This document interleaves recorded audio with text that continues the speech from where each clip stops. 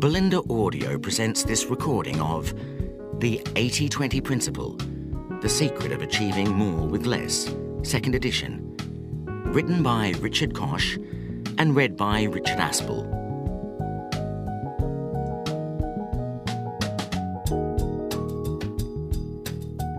Praise for the 80-20 Principle. Congratulations!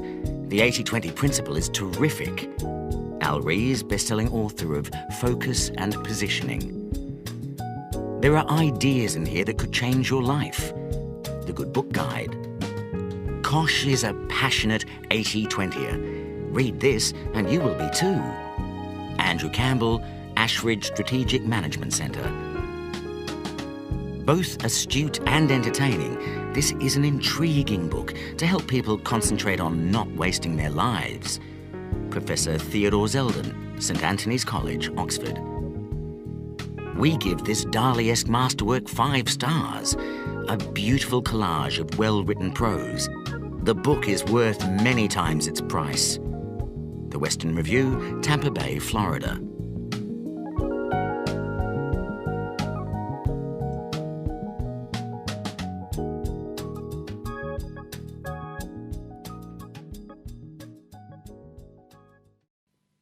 The 80-20 Principle. For a very long time, the Pareto Law, the 80-20 Principle, has lumbered the economic scene like an erratic block on the landscape, an empirical law which nobody can explain. Joseph Steindl. God plays dice with the universe, but they're loaded dice, and the main objective is to find out by what rules they were loaded and how we can use them for our own ends. Joseph Ford. We cannot be certain to what height the human species may aspire. We may therefore safely acquiesce in the pleasing conclusion that every age of the world has increased, and still increases, the real wealth, the happiness, the knowledge, and perhaps the virtue of the human race. Edward Gibbon. Preface to the second edition. I wrote this book in South Africa in 1996 and came to London in the so-called summer of 1997 to launch it. I remember traipsing from radio station to television station, usually to find that my slot had been pulled at the last minute. When I did get on the air, nobody seemed very interested in the findings of an obscure Italian economist in the dying years of the 19th century. "Ooh," one celebrity of the minute crooned on a talk show, "what are you doing here if you didn't come up with this idea yourself?" I would like to say that without missing a beat, I mentioned the influence of St. Paul and the Gospel writers in doing the heavy lifting for the ideas of one Jesus of Nazareth, who would otherwise have been unknown. I would like to say that, but in fact I was lost for words. I returned to Cape Town thoroughly dejected.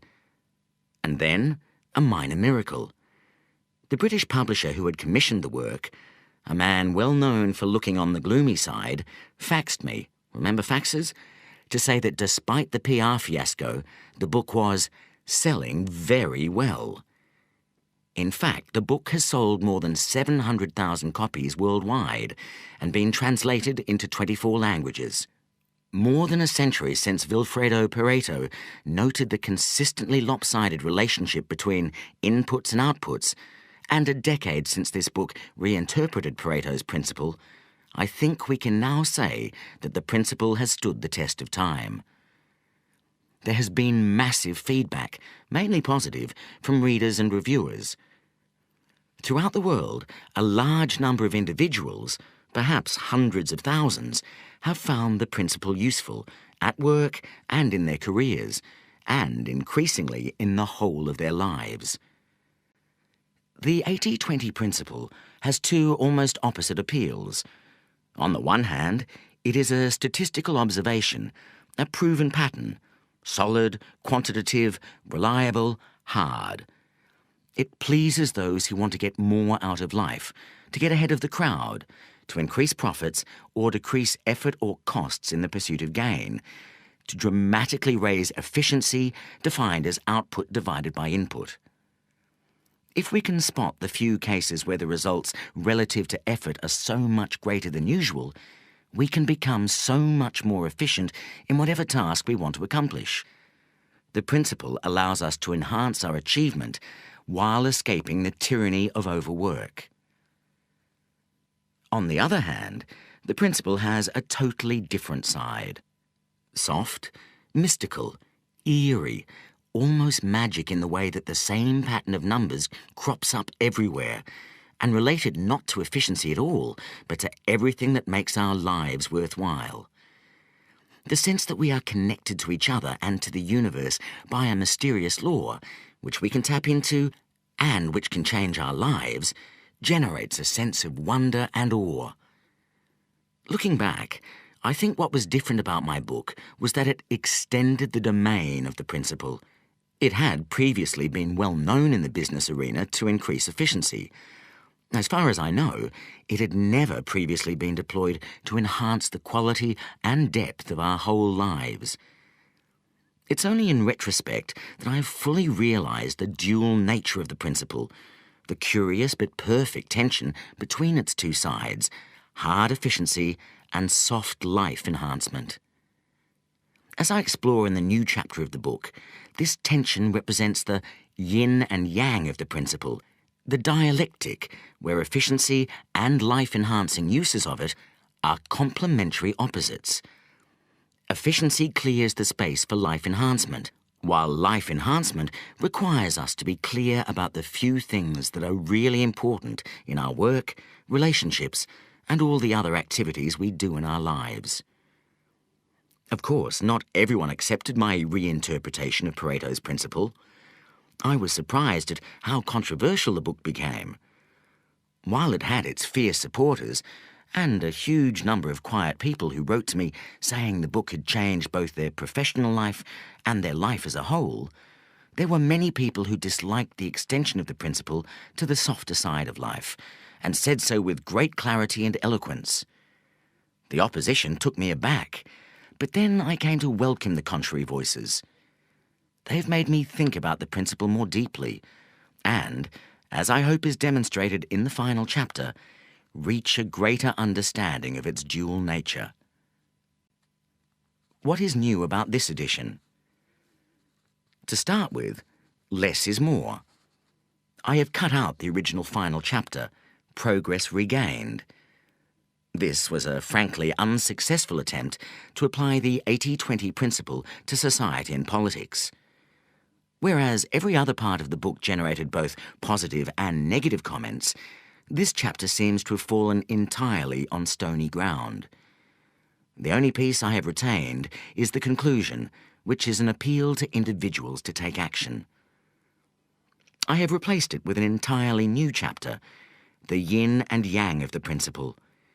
This covers the highlights generated by a decade of reviews, conversations, letters and emails, and amplifies and categorizes the best criticisms of the principle before giving my response.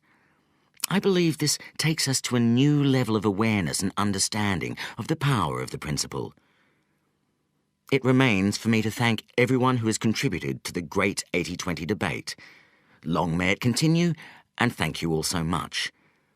I may have touched your lives, but you have certainly touched mine, and I am most grateful.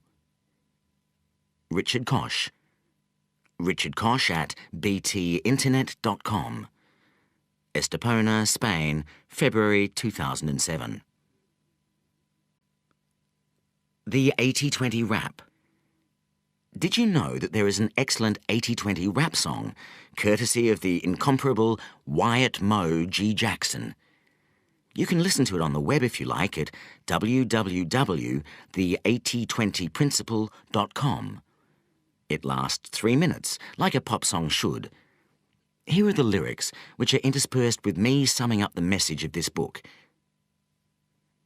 Richard Koch is a businessman. He discovered a truth, yes, a master plan.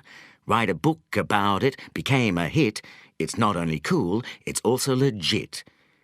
The 80-20 principle is the title. The lessons it teaches you are vital. Sit back and listen to this sound bite. By the time that you're finished, you'll see the light. The 80-20 principle, the key to success. The 80-20 principle, achieve more with less. The 80-20 principle, the key to success. The 80-20 principle, achieve more. So what is the 80-20 principle? The 80-20 principle asserts that a minority, a small number of causes, inputs or effort usually leads to a majority of the results, outputs or rewards, so most of the outputs result from a very small part of the causes or inputs. The 80-20 principle, the key to success. The 80-20 principle, achieve more with less. The 80-20 principle, the key to success. The 80-20 principle, achieve more. Taken literally, this means that, for example, 80% of what we achieve in our job comes from 20% of the time we spend. Thus, for all practical purposes, 4/5 of our effort, pretty much all of it really, is largely irrelevant, and this is contrary, of course, to what we normally expect. The 80-20 principle, the key to success. The 80-20 principle, achieve more with less. The 80-20 principle, the key to success. The 80-20 principle, achieve more. So the 80-20 principle states that there is an inbuilt imbalance between causes and results, inputs and outputs, efforts and rewards. A good benchmark for this imbalance is provided by the 80-20 relationship. A typical pattern will show that 80% of outputs result from 20% of inputs. 80% of consequences flow from 20% of causes. Or 80% of results come from 20% of effort.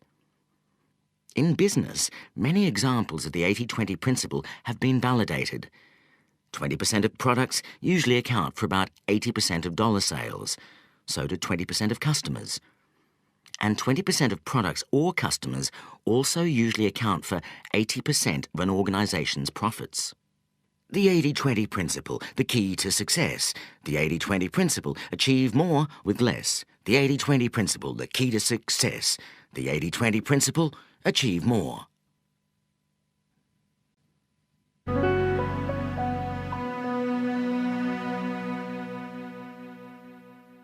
Part 1. Overture. The universe is wonky. What is the 80-20 principle? The 80-20 principle tells us that in any population, some things are likely to be much more important than others. A good benchmark or hypothesis is that 80% of results or outputs flow from 20% of causes, and sometimes from a much smaller proportion of powerful forces. Everyday language is a good illustration. Sir Isaac Pitman, who invented shorthand, discovered that just 700 common words make up 2/3 of our conversation. Including the derivatives of these words, Pitman found that these words account for 80% of common speech. In this case, fewer than 1% of words, the new shorter Oxford English Dictionary lists over 500,000 words, are used 80% of the time. We could call this an 81 principle. Similarly, over 99% of talk uses fewer than 20% of words. We could call this a 99-20 relationship. The movies illustrate the 80-20 principle. A recent study shows that 1.3% of movies earn 80% of box office revenues, producing virtually an 81 rule. The 80-20 principle is not a magic formula. Sometimes the relationship between results and causes is closer to 70-30 than to 80-20 or 81. But it is very rarely true that 50% of causes lead to 50% of results. The universe is predictably unbalanced.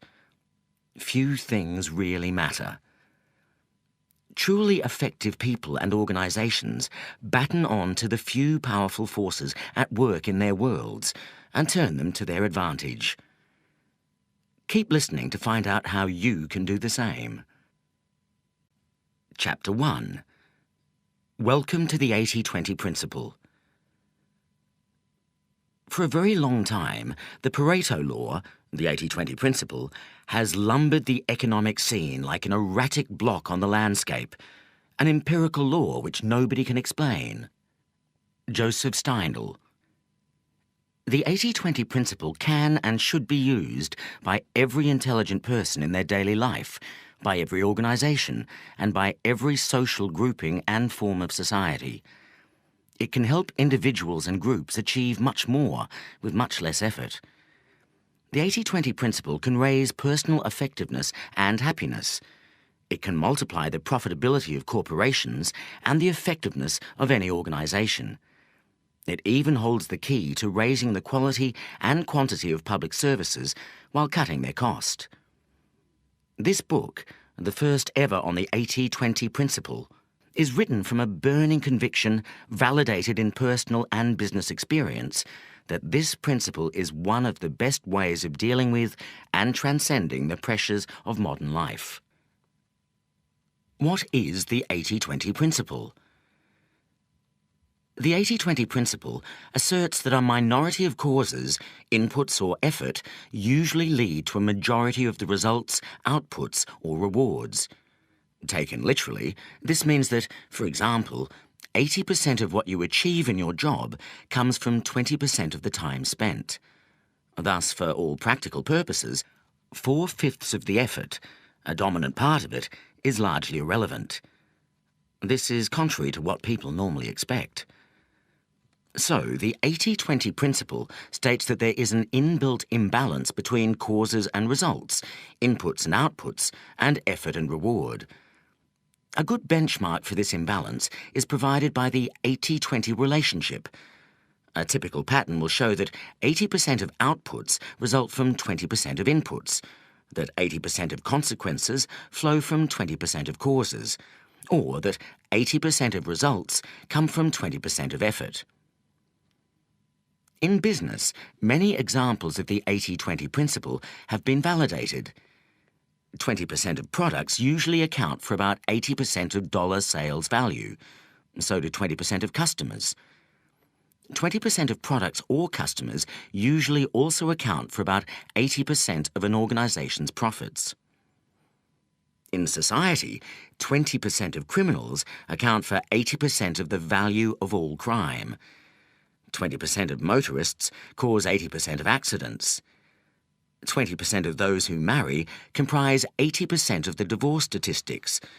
Those who consistently remarry and redivorce distort the statistics and give a lopsidedly pessimistic impression of the extent of marital fidelity. 20% of children attain 80% of educational qualifications available. In the home, 20% of your carpets are likely to get 80% of the wear. 20% of your clothes will be worn 80% of the time.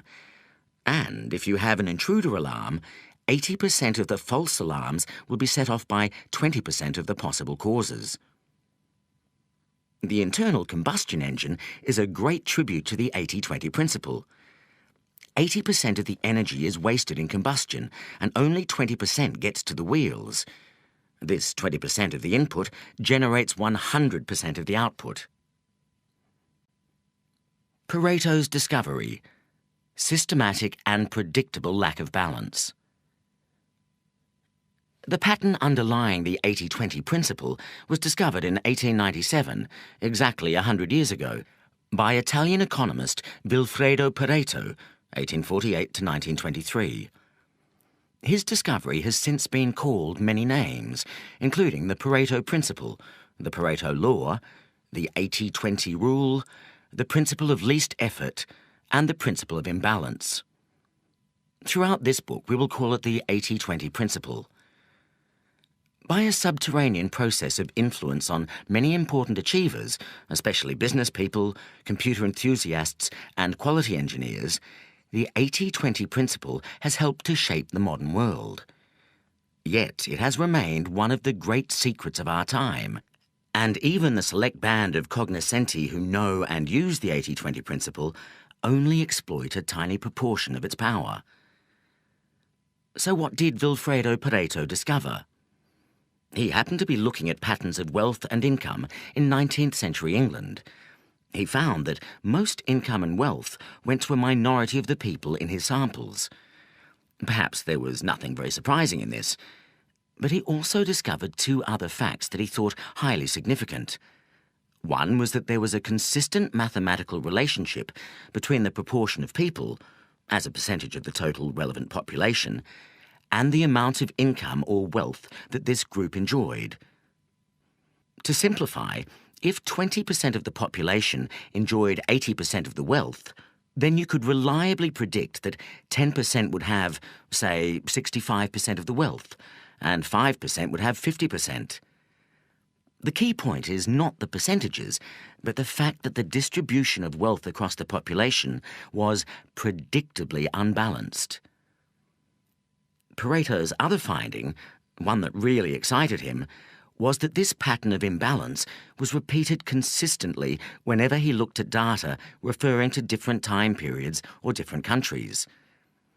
Whether he looked at England in earlier times, or whatever data were available from other countries in his own time or earlier, he found the same pattern repeating itself over and over again with mathematical precision. Was this a freak coincidence, or something that had great importance for economics and society? Would it work if applied to sets of data relating to things other than wealth or income?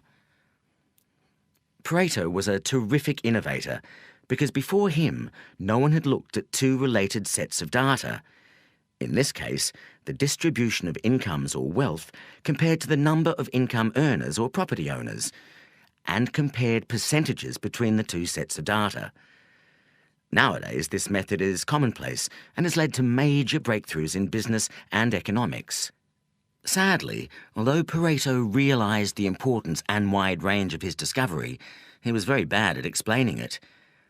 He moved on to a series of fascinating but rambling sociological theories, centering on the role of elites, which were hijacked at the end of his life by Mussolini's fascists. The significance of the 80-20 principle lay dormant for a generation. While a few economists, especially in the US, realized its importance, it was not until after the Second World War that two parallel yet completely different pioneers began to make waves with the 80-20 principle.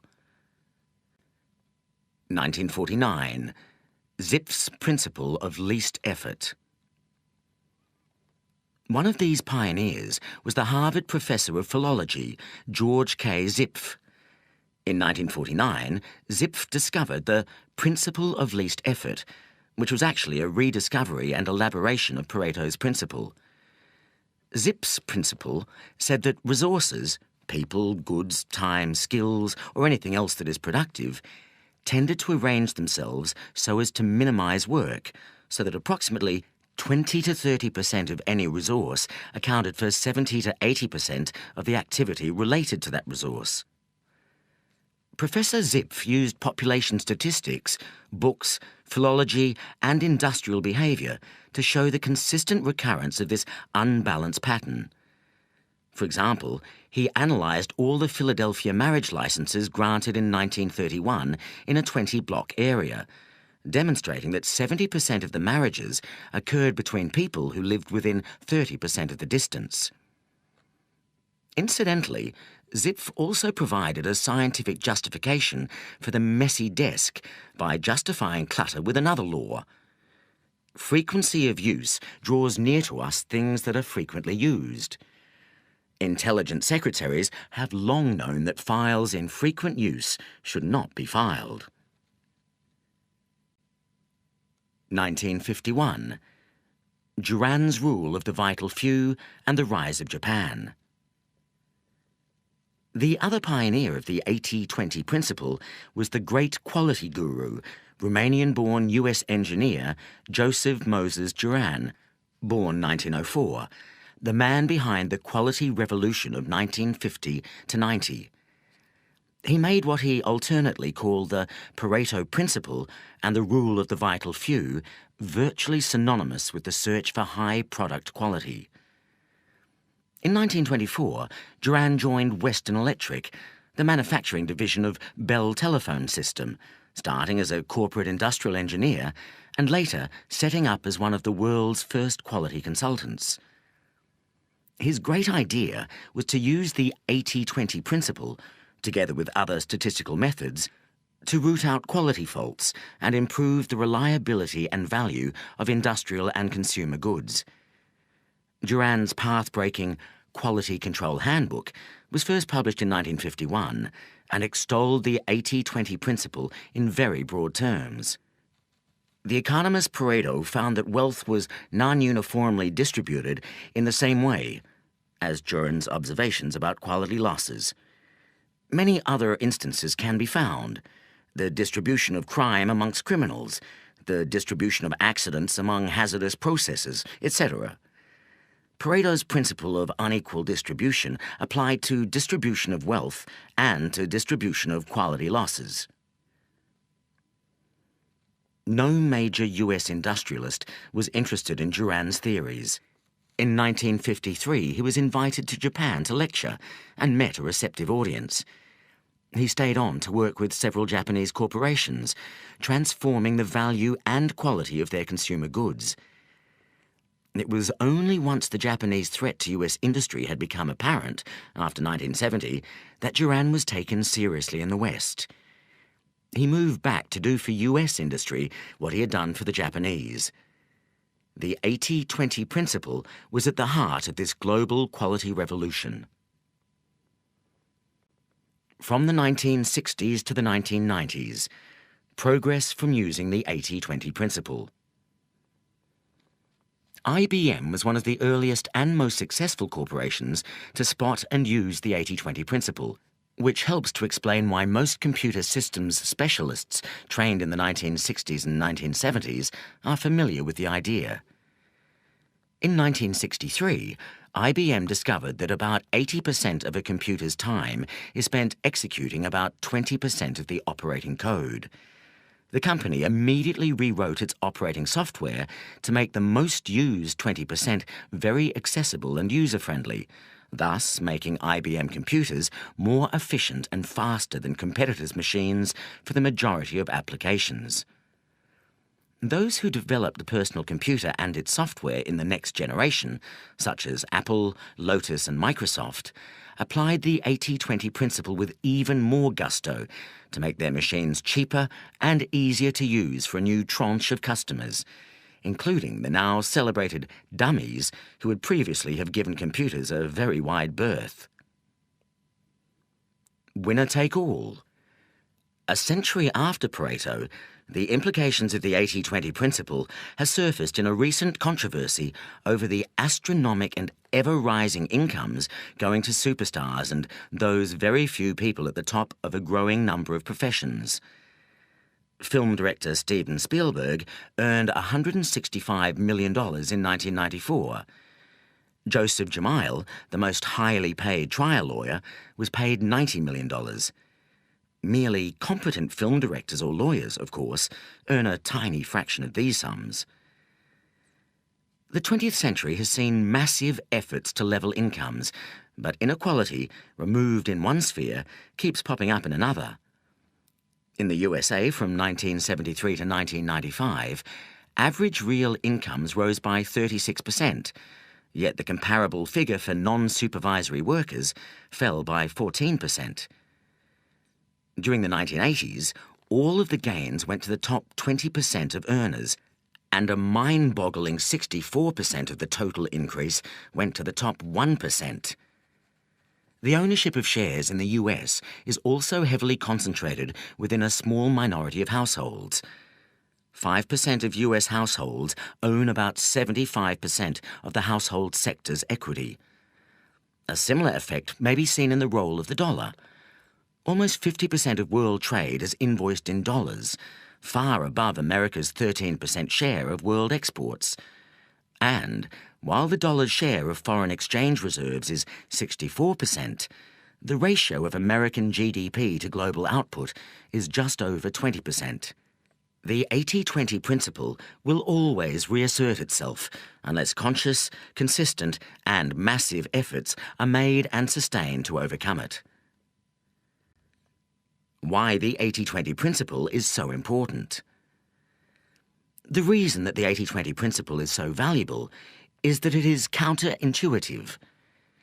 We tend to expect that all causes will have roughly the same significance, that all customers are equally valuable, that every bit of business, every product, and every dollar of sales revenue is as good as any other, that all employees in a particular category have roughly equivalent value, that each day or week or year we spend has the same significance, that all our friends have roughly equal value to us, that all inquiries or phone calls should be treated in the same way, that one university is as good as another, that all problems have a large number of causes, so that it is not worth isolating a few key causes, that all opportunities are of roughly equal value, so that we treat them all equally.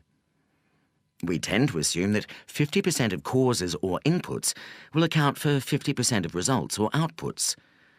There seems to be a natural, almost democratic expectation that causes and results are generally equally balanced. And, of course, sometimes they are. But this 50-50 fallacy is one of the most inaccurate and harmful, as well as the most deeply rooted, of our mental maps. The 80-20 principle asserts that when two sets of data relating to causes and results can be examined and analysed, the most likely result is that there will be a pattern of imbalance. The imbalance may be 65-35, 70-30, 75-25, 80-20, 95-5, or 99.9, 0.1, or any set of numbers in between. However, the two numbers in the comparison don't have to add up to 100. The 80-20 principle also asserts that when we know the true relationship, we are likely to be surprised at how unbalanced it is. Whatever the actual level of imbalance, it is likely to exceed our prior estimate. Executives may suspect that some customers and some products are more profitable than others, but when the extent of the difference is proved, they are likely to be surprised and sometimes dumbfounded. Teachers may know that the majority of their disciplinary troubles or most truancy arises from a minority of pupils, but if records are analysed, the extent of the imbalance will probably be larger than expected. We may feel that some of our time is more valuable than the rest, but if we measure inputs and outputs, the disparity can still stun us. Why should you care about the 80-20 principle? Whether you realise it or not, the principle applies to your life, to your social world, and to the place where you work. Understanding the 80-20 principle gives you great insight into what is really happening in the world around you. The overriding message of this book is that our daily lives can be greatly improved by using the 80-20 principle. Each individual can be more effective and happier. Each profit-seeking corporation can become very much more profitable. Each non-profit organisation can also deliver much more useful outputs. Every government can ensure that its citizens benefit much more from its existence. For everyone and every institution, it is possible to obtain much more that is of value and avoid what has negative value with much less input of effort, expense, or investment. At the heart of this progress is a process of substitution. Resources that have weak effects in any particular use are not used, or are used sparingly. Resources that have powerful effects are used as much as possible. Every resource is ideally used where it has the greatest value. Wherever possible, weak resources are developed so that they can mimic the behaviour of the stronger resources. Business and markets have used this process to great effect for hundreds of years. The French economist J.B. Say coined the word entrepreneur around 1800, saying that the entrepreneur shifts economic resources out of an area of lower productivity into an area of higher productivity and yield. But one fascinating implication of the 80-20 principle is how far businesses and markets still are from producing optimal solutions. For example, the 80-20 principle asserts that 20% of products or customers or employees are really responsible for about 80% of profits. If this is true, and detailed investigations usually confirm that some such very unbalanced pattern exists, the state of affairs implied is very far from being efficient or optimal. The implication is that 80% of products, or customers or employees, are only contributing 20% of profits, that there is great waste, that the most powerful resources of the company are being held back by a majority of much less effective resources, that profits could be multiplied if more of the best sort of products could be sold, employees hired or customers attracted, or convinced to buy more from the firm. In this kind of situation, one might well ask, why continue to make the 80% of products that only generate 20% of profits? Companies rarely ask these questions, perhaps because to answer them would mean very radical action. To stop doing 4/5 of what you are doing is not a trivial change. What J.B. Say called the work of entrepreneurs, modern financiers call arbitrage. International financial markets are very quick to correct anomalies in valuation, for example, between exchange rates. But business organisations and individuals are generally very poor at this sort of entrepreneurship or arbitrage, at shifting resources from where they have weak results to where they have powerful results, or at cutting off low-value resources and buying more high-value resources. Most of the time, we do not realise the extent to which some resources, but only a small minority, are superproductive, what Joseph Juran called the vital few, while the majority, the trivial many, exhibit little productivity or else actually have negative value. If we did realise the difference between the vital few and the trivial many in all aspects of our lives, and if we did something about it, we could multiply anything that we valued. The 80-20 principle and chaos theory. Probability theory tells us that it is virtually impossible for all the applications of the 80-20 principle to occur randomly, as a freak of chance. We can only explain the principle by positing some deeper meaning or cause that lurks behind it. Pareto himself grappled with this issue, trying to apply a consistent methodology to the study of society. He searched for theories that picture facts of experience and observation, for regular patterns, social laws, or uniformities that explain the behaviour of individuals and society. Pareto's sociology failed to find a persuasive key. He died long before the emergence of chaos theory, which has great parallels with the 80-20 principle and helps to explain it. The last third of the 20th century saw a revolution in the way that scientists think about the universe, overturning the prevailing wisdom for the past 350 years. That prevailing wisdom was a machine-based and rational view, which itself was a great advance on the mystical and random view of the world which was held in the Middle Ages. The machine-based view converted God from being an irrational and unpredictable force into a more user-friendly clockmaker engineer. The view of the world held from the 17th century, and still prevalent today, except in advanced scientific circles, was immensely comforting and useful. All phenomena were reduced to regular, predictable, linear relationships. For example, A causes B, B causes C, and A plus C cause D. This worldview enabled any individual part of the universe, the operation of the human heart, for example, or of any individual market, to be analysed separately, because the whole was the sum of the parts, and vice versa.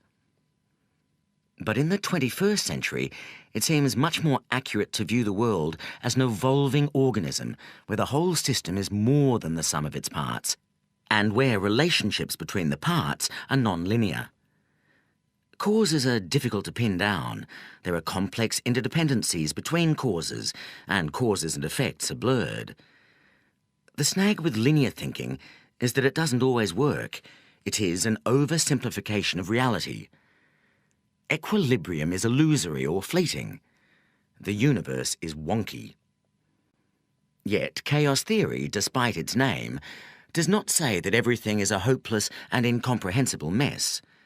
Rather, there is a self-organising logic lurking behind the disorder, a predictable non-linearity, something which economist Paul Krugman has called spooky, eerie, and terrifyingly exact. The logic is more difficult to describe than to detect, and is not totally dissimilar to the recurrence of a theme in a piece of music.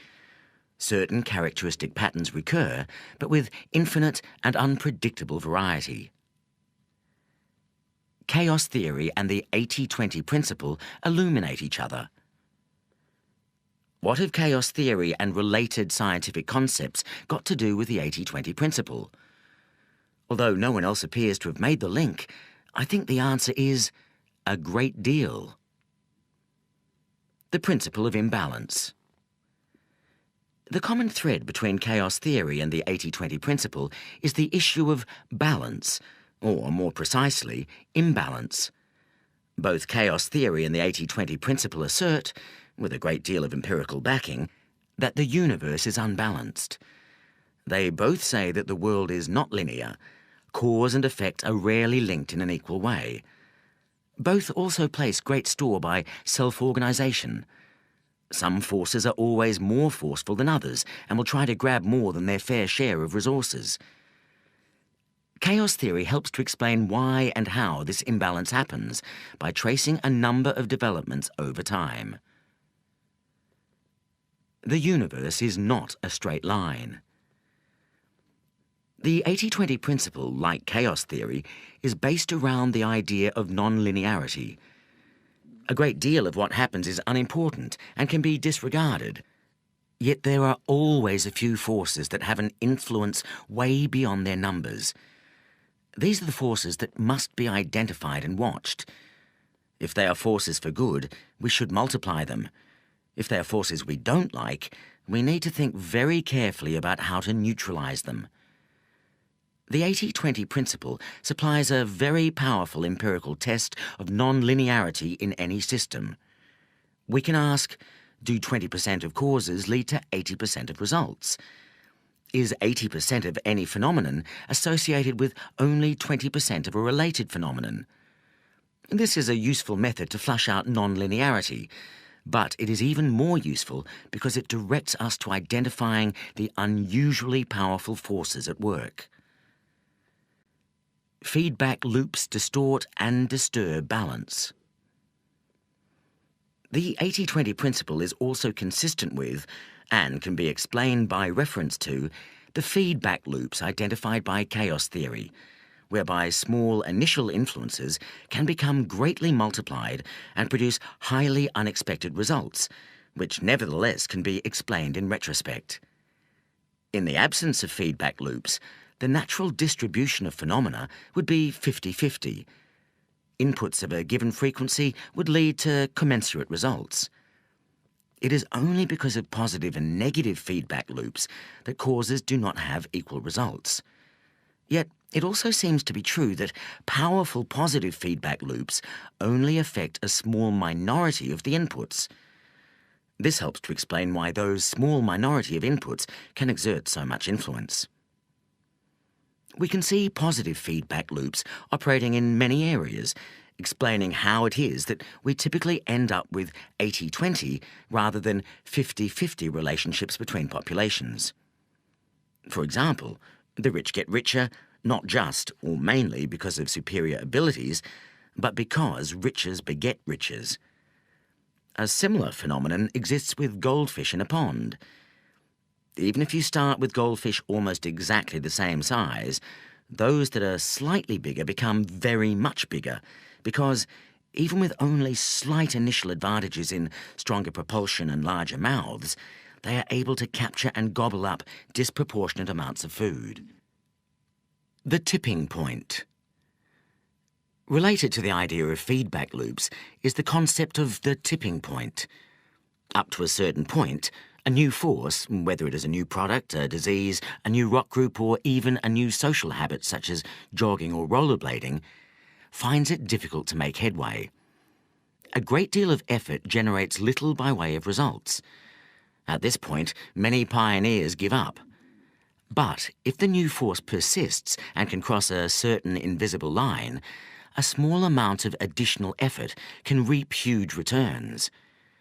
This invisible line is the tipping point. The concept comes from the principles of epidemic theory. The tipping point is the point at which an ordinary and stable phenomenon, a low-level flu outbreak, can turn into a public health crisis because of the number of people who are infected and can therefore infect others. And since the behaviour of epidemics is non-linear and they don't behave in the way we expect, small changes, like bringing new infections down to 30,000 from 40,000, can have huge effects. It all depends when and how the changes are made. First come, best served. Chaos theory advocates sensitive dependence on initial conditions. What happens first, even something ostensibly trivial, can have a disproportionate effect. This resonates with, and helps to explain, the 80-20 principle. The latter states that a minority of causes exert a majority of effects. One limitation of the 80-20 principle, taken in isolation, is that it always represents a snapshot of what is true now, or, more precisely, in the very recent past when the snapshot was taken. This is where chaos theory's doctrine of sensitive dependence on initial conditions is helpful. A small lead early on can turn into a larger lead or a dominant position later on, until equilibrium is disturbed and another small force then exerts a disproportionate influence. A firm that, in the early stages of a market, provides a product that is 10% better than its rivals may end up with 100 or 200% greater market share, even if the rivals later provide a better product. In the early days of motoring, if 51% of drivers or countries decide to drive on the right rather than the left of the road, this will tend to become the norm for nearly 100% of road users. In the early days of using a circular clock, if 51% of clocks go what we now call clockwise rather than counterclockwise, this convention will become dominant, although clocks could just as logically have moved to the left. In fact, the clock over Florence Cathedral moves counterclockwise and shows 24 hours. Soon after 1442, when the cathedral was built, the authorities and clockmakers standardised on a 12-hour clockwise clock because the majority of clocks had those features. Yet, if 51% of clocks had ever been like the clock over Florence Cathedral, we would now be reading a 24-hour clock backwards. These observations regarding sensitive dependence on initial conditions do not exactly illustrate the 80-20 principle. The examples given involve change over time, whereas the 80-20 principle involves a static breakdown of causes at any one time. Yet there is an important link between the two. Both phenomena help to show how the universe abhors balance. In the former case, we see a natural flight away from a 50-50 split of competing phenomena. A 51-49 split is inherently unstable and tends to gravitate towards a 95-5, 99-1, or even 100-0 split. Equality ends in dominance. That is one of the messages of chaos theory. The 80-20 principle's message is different yet complementary. It tells us that, at any one point, a majority of any phenomenon will be explained or caused by a minority of the actors participating in the phenomenon. 80% of the results come from 20% of the causes. A few things are important, most are not. The 80-20 principle sorts good movies from bad. One of the most dramatic examples of the 80-20 principle at work is with movies. Two economists made a study of the revenues and lifespans of 300 movies released over an 18-month period. They found that 4 movies, just 1.3% of the total, earned 80% of box office revenues. The other 296 movies, or 98.7%, earned only 20% of the gross. So movies, which are a good example of unrestricted markets at work, produce virtually an 80-1 rule, a very clear demonstration of the principle of imbalance. Even more intriguing is why. It transpires that moviegoers behave just like gas particles in random motion. As identified by chaos theory, gas particles, ping-pong balls or moviegoers all behave at random, but produce a predictably unbalanced result. Word of mouth from reviews and the first audiences determines whether the second set of audiences will be large or small, which determines the next set, and so on. Movies like Independence Day or Mission Impossible continue to play to packed houses, while other star-studded and expensive movies like Waterworld or Daylight very quickly play to smaller and smaller houses, and then none at all. This is the 80-20 principle working with a vengeance. A guide to this guidebook. Chapter 2 explains how you can put the 80-20 principle into practice and explores the distinction between 80-20 analysis and 80-20 thinking, both of which are useful methods derived from the 80-20 principle. 80-20 analysis is a systematic, quantitative method of comparing causes and effects. 80-20 thinking is a broader, less precise and more intuitive procedure comprising the mental models and habits that enable us to hypothesize what are the important causes of anything important in our lives, to identify these causes, and to make sharp improvements in our position by redeploying our resources accordingly.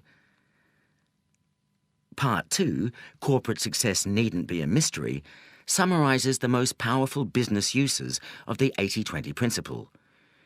These uses have been tried and tested and found to be of immense value, yet remain curiously unexploited by most of the business community. There is little in my summary that is original, but anyone seeking major profit improvement, whether for a small or large business, should find this a very useful primer and the first ever to appear in a book. Part 3, Work Less, Earn and Enjoy More, shows how the 80-20 principle can be used to raise the level at which you are operating in both your work and personal life. This is a pioneering attempt to apply the 80-20 principle on a novel canvas, and the attempt, although I am sure it is imperfect and incomplete in many ways, does lead to some surprising insights. For example, 80% of the typical person's happiness or achievement in life occurs in a small proportion of that life. The peaks of great personal value can usually be greatly expanded. The common view is that we are short of time. My application of the 80-20 principle suggests the reverse, that we are actually awash with time and profligate in its abuse. Part 4, Fresh Insights, the principle revisited, considers feedback I have received and how my thinking on the 80-20 principle has developed since the first edition of this book. Why the 80-20 principle brings good news. I want to end this introduction on a personal rather than a procedural note. I believe that the 80-20 principle is enormously hopeful. Certainly, the principle brings home what may be evident anyway, that there is a tragic amount of waste everywhere in the way that nature operates, in business, in society, and in our own lives.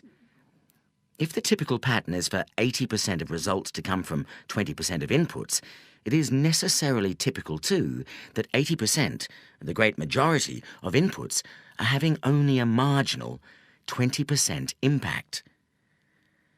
The paradox is that such waste can be wonderful news if we can use the 80-20 principle creatively, not just to identify and castigate low productivity, but to do something positive about it.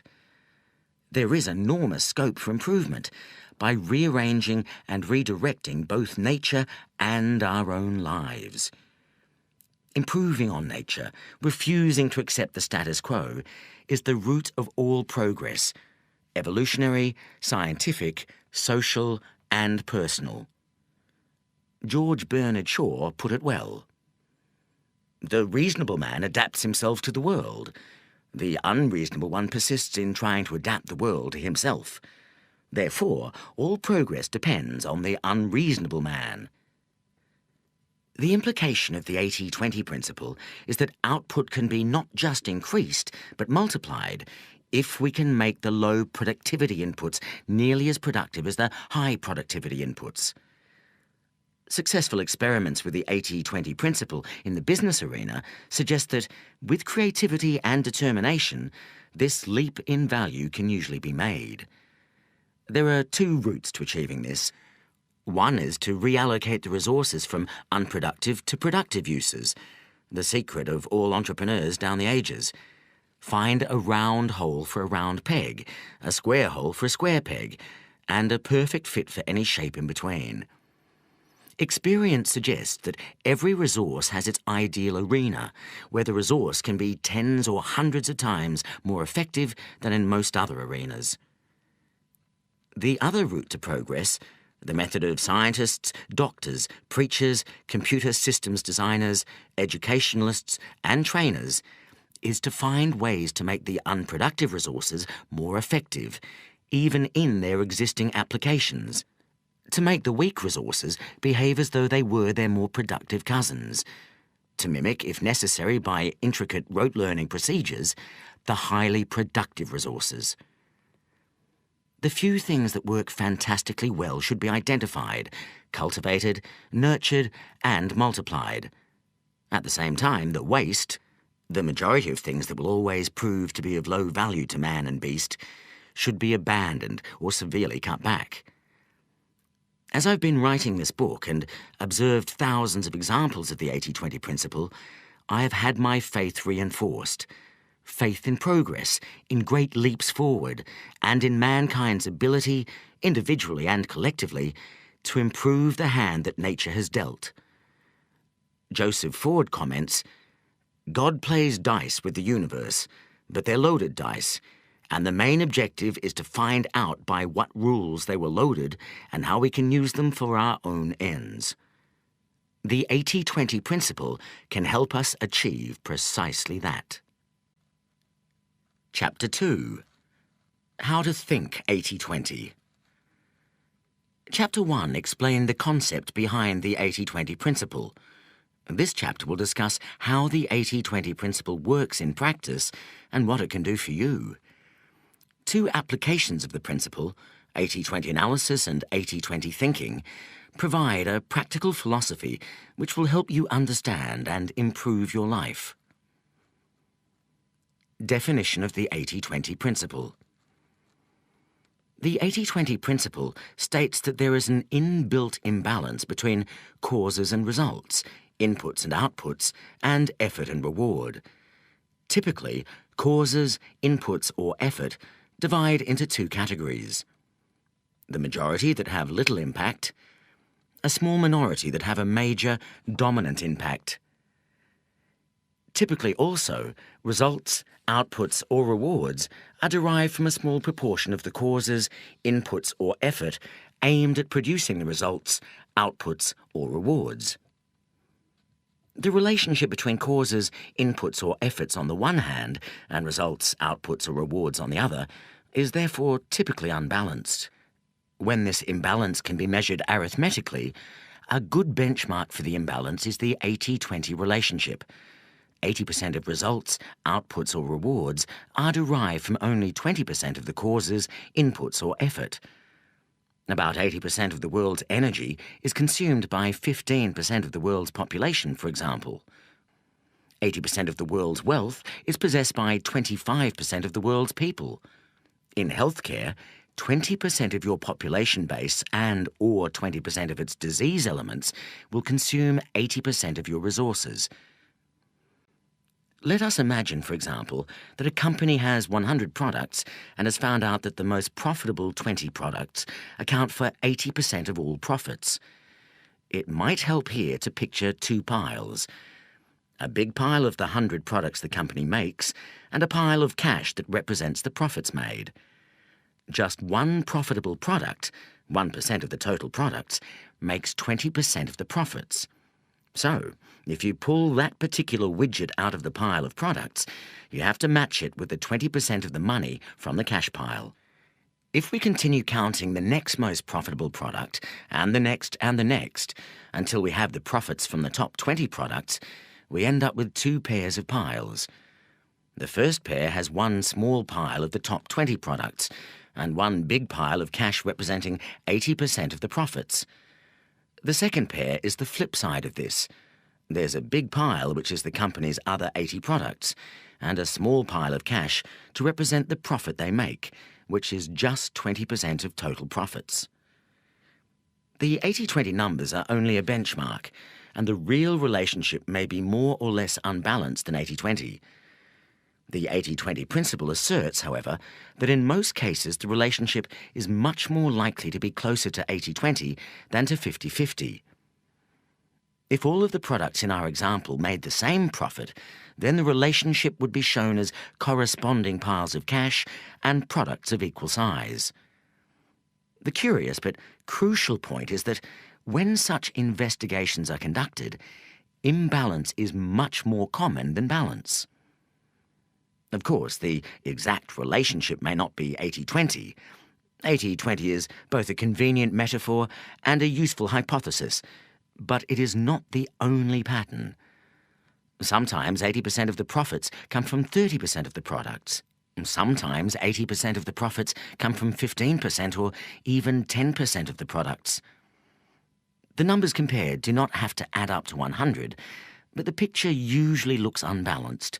There's a bigger pile of cash paired with a smaller pile of products, rather than piles of cash and goods of about the same size. It is perhaps unfortunate that the numbers 80 and 20 add up to 100. This makes the result look elegant, as indeed would a result of 50-50, 70-30, 99-1, or many other combinations. And it is certainly memorable. But it makes many people think that we are dealing with just one set of data, 100%. Well, this is not so. If 80% of people are right-handed and 20% are left-handed, this is not an 80-20 observation. To apply the 80-20 principle, you have to have two sets of data, both adding up to 100%, and one measuring a variable quantity owned, exhibited, or caused by the people or things making up the other 100%. What the 80-20 principle can do for you. Every person I have known who has taken the 80-20 principle seriously has emerged with useful and, in some cases, life-changing insights. You have to work out your own uses for the principle. They will be there if you look creatively. Part 3, chapters 9 to 15, will guide you on your odyssey, but I can illustrate with some examples from my own life. How the 80-20 principle has helped me. When I was a raw student at Oxford, my tutor told me never to go to lectures. Books can be read far faster, he explained, but never read a book from cover to cover, except for pleasure. When you are working, find out what the book is saying much faster than you would by reading it through. Read the conclusion, then the introduction, then the conclusion again, then dip lightly into any interesting bits.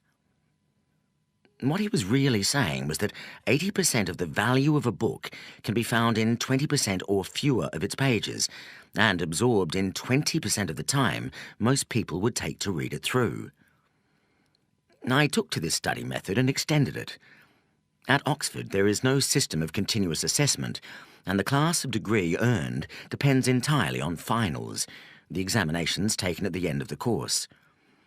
I discovered from the form book, that is by analysing past examination papers, that at least 80%, sometimes 100%, of an examination could be well answered with knowledge from 20% or fewer of the subjects that the exam was meant to cover.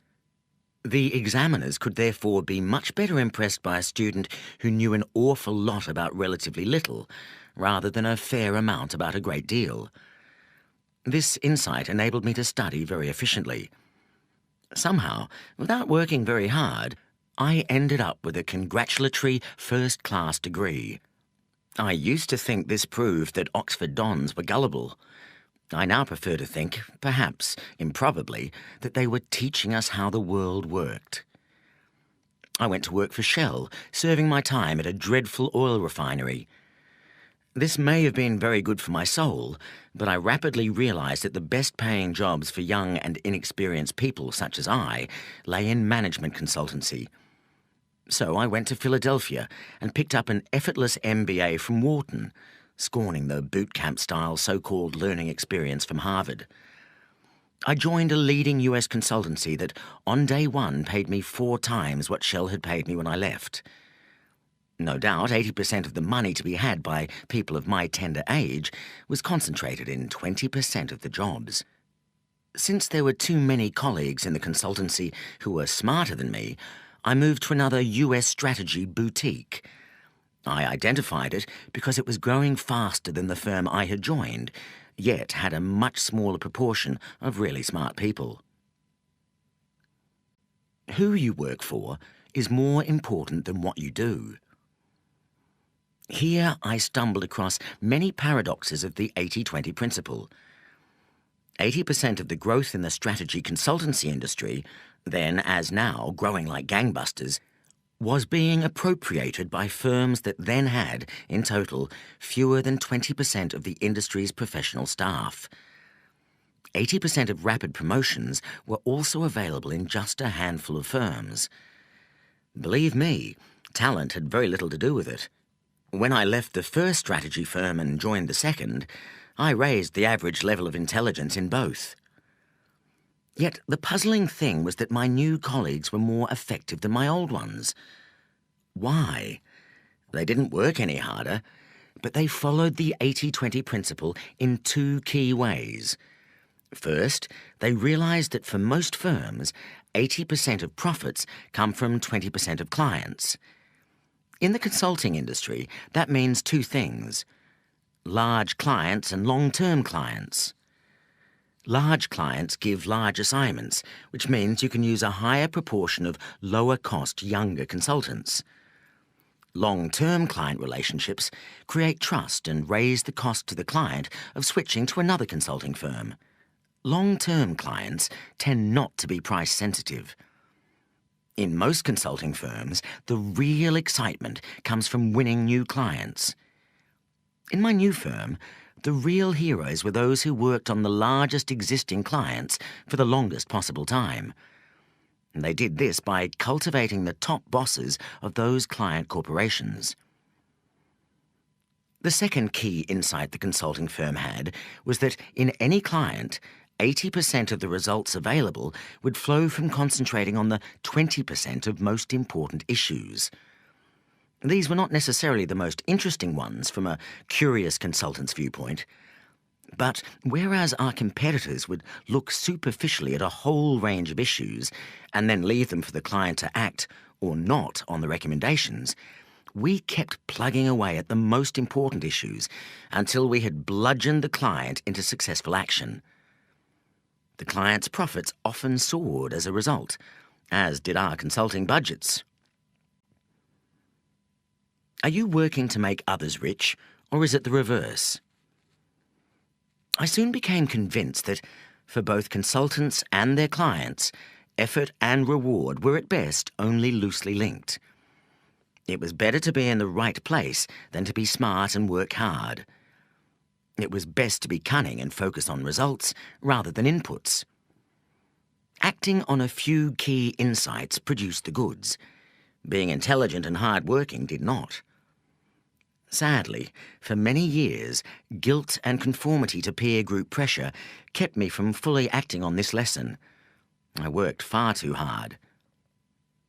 By this time, the consulting firm had several hundred professional staff, and about 30 people, including myself, who were called partners.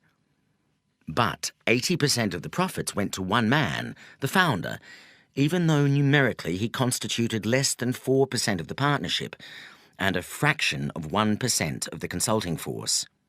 Instead of continuing to enrich the founder, 2 other junior partners and I spun off to set up our own firm, doing exactly the same thing. We, in turn, grew to have hundreds of consultants. Before long, although the 3 of us, on any measure, did less than 20% of the firm's valuable work, we enjoyed over 80% of the profits. This, too, caused me guilt. After 6 years, I quit, selling my shares to the other partners. At this time, we had doubled our revenues and profits every year, and I was able to secure a good price for my shares. Shortly after, the recession of 1990 hit the consulting industry. Although I will counsel you later to give up guilt, I was lucky with my guilt. Even those who follow the 80-20 principle need a bit of luck, and I have always enjoyed far more than my share.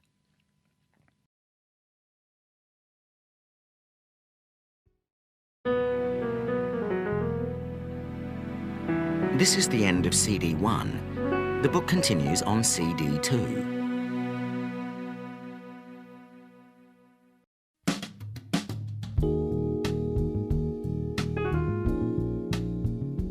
CD 2.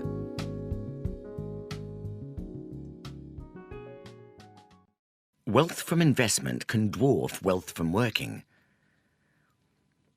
With 20% of the money received, I made a large investment in the shares of one corporation, Filofax. Investment advisors were horrified. At the time, I owned about 20 shares in quoted public companies, but this one stock, 5% of the number of shares I owned, accounted for about 80% of my portfolio. Fortunately, the proportion proceeded to grow still further, as over the next 3 years, Filofax shares multiplied several times in value. When I sold some shares in 1995, it was at nearly 18 times the price I had paid for my first stake.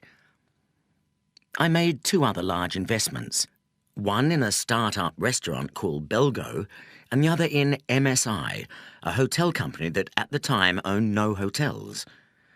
Together, these 3 investments at cost comprised about 20% of my net worth, but they have accounted for more than 80% of my subsequent investment gains, and now comprise over 80% of a much larger net worth. As Chapter 14 will show, 80% of the increase in wealth from most long-term portfolios comes from fewer than 20% of the investments. It is crucial to pick this 20% well, and then concentrate as much investment as possible into it. Conventional wisdom is not to put all your eggs in one basket. 80-20 wisdom is to choose a basket carefully, load all your eggs into it, and then watch it like a hawk. How to use the 80-20 principle. There are 2 ways to use the 80-20 principle. Traditionally, the 80-20 principle has required 80-20 analysis, a quantitative method to establish the precise relationship between causes input effort and results outputs rewards. This method uses the possible existence of the 80-20 relationship as a hypothesis and then gathers the facts so that the true relationship is revealed. This is an empirical procedure which may lead to any result ranging from 50-50 to 99.9 0.1. If the result does demonstrate a marked imbalance between inputs and outputs, say a 65-35 relationship, or an even more unbalanced one, then normally action is taken as a result. A new and complementary way to use the 80-20 principle is what I call 80-20 thinking. This requires deep thought about any issue that is important to you and asks you to make a judgment on whether the 80-20 principle is working in that area. You can then act on the insight. 80-20 thinking does not require you to collect data or actually test the hypothesis. Consequently, 80-20 thinking may on occasion mislead you. It is dangerous to assume, for example, that you already know what the 20% is if you identify a relationship. But I will argue that 80-20 thinking is much less likely to mislead you than is conventional thinking. 80-20 thinking is much more accessible and faster than 80-20 analysis, although the latter may be preferred when the issue is extremely important and you find it difficult to be confident about an estimate. We look first at 80-20 analysis and then at 80-20 thinking. 80-20 analysis. 80-20 analysis examines the relationship between 2 sets of comparable data. One set of data is always a universe of people or objects, usually a large number of 100 or more, that can be turned into a percentage. The other set of data relates to some interesting characteristic of the people or objects that can be measured and also turned into a percentage. For example, we might decide to look at a group of 100 friends, all of whom are at least occasional beer drinkers, and compare how much beer they drank last week. So far, this method of analysis is common to many statistical techniques. What makes 80-20 analysis unique is that the measurement ranks the second set of data in descending order of importance and makes comparisons between percentages in the two sets of data. In our example, then, we will ask all our 100 friends how many glasses of beer they drank last week and array the answers in a table in descending order. 80-20 analysis can compare percentages from the two sets of data, the friends and the amount of beer drunk. In this case, we can say that 70% of the beer was drunk by just 20% of the friends. This would therefore give us a 70-20 relationship. We can summarise this data visually in an 80-20 frequency distribution chart, or 80-20 chart for short. In this chart, the vertical axis is the glasses of beer drunk, and the horizontal axis is the 100 beer drinkers. The data on the chart looks a bit like a coastal cliff. First a downward sloping hill, then a sudden dramatic drop-off to a wide, flat beach, then a small further drop to the sea. The big drop comes just after our 20th drinker. The beach is our middle 60 drinkers, and the sea is the bottom 20 drinkers. Why is this called 80-20 analysis? When comparing these relationships, the most frequent observation, made long ago, probably in the 1950s, was that 80% of the quantity being measured came from 20% of the people or objects. 80-20 has become shorthand for this type of unbalanced relationship, whether or not the precise result is 80-20. Statistically, an exact 80-20 relationship is unlikely. It is the convention of 80-20 that it is the top 20% of causes that is cited, not the bottom. 80-20 analysis is my name for the way that the 80-20 principle has generally been used to date, that is, in a quantitative and empirical way, to measure possible relationships between inputs and outputs. We could equally well observe from the data on our beer-drinking friends that the bottom 20% of people only consumed 30 glasses, or 3% of the total. It would also be perfectly legitimate to call this a 3-20 relationship, although this is rarely done. The emphasis is nearly always on the heavy users or causes. If a brewery was conducting a promotion or wanted to find out what beer drinkers thought about their range of beers, it would be most useful to go to the top 20. We might also want to know what percentage of our friends combine to account for 80% of total beer consumption. In this case, inspection would show that Mike G, the 28th biggest drinker with 10 glasses, took the cumulative total to 800 glasses. We could express this relationship, therefore, as 80-28. 80% of total beer was drunk by just 28% of our friends. It should be clear from this example that 80-20 analysis may result in any set of findings. Clearly, individual findings are more interesting and potentially more useful where there is an imbalance. If, for example, we have found that all of our friends had drunk exactly 8 glasses each, the brewery would not have been very interested in using our group for promotion or research. In this case, we would have had a 20-20 relationship. 20% of beer was drunk by the top 20% of friends, or an 80-80 relationship. 80% of beer was drunk by 80% of friends. Bar charts show 80-20 relationships best. An 80-20 analysis is best displayed pictorially by looking at 2 bars, which is particularly appropriate for our example. Our earlier examples with the piles of products and profits can also be represented by bar charts. Imagine 2 vertical bars side by side, like 2 tall windows.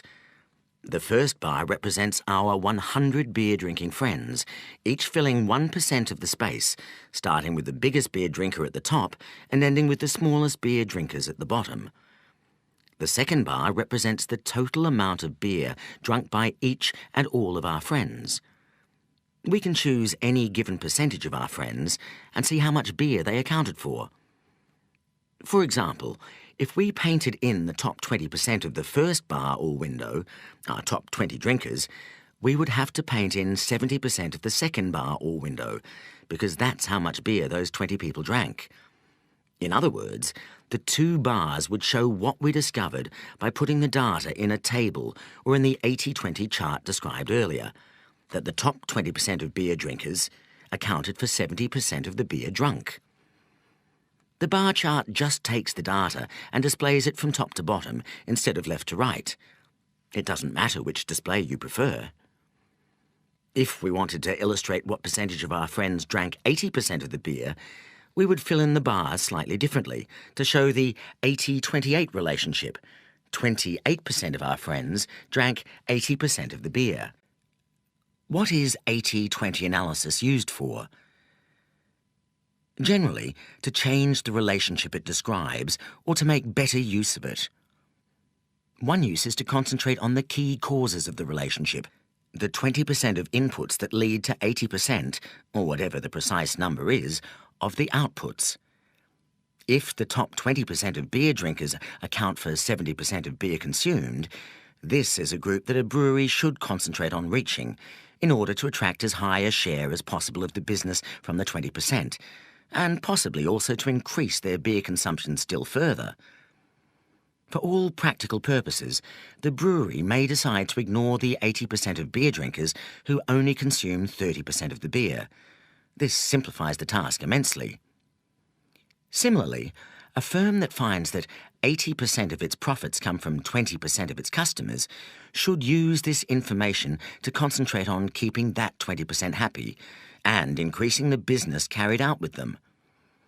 This is much easier, as well as more rewarding, than paying equal attention to the whole customer group. Or, if the firm finds that 80% of its profits come from 20% of its products, it should put most of its efforts behind selling more of those products. The same idea applies to non-business applications of 80-20 analysis.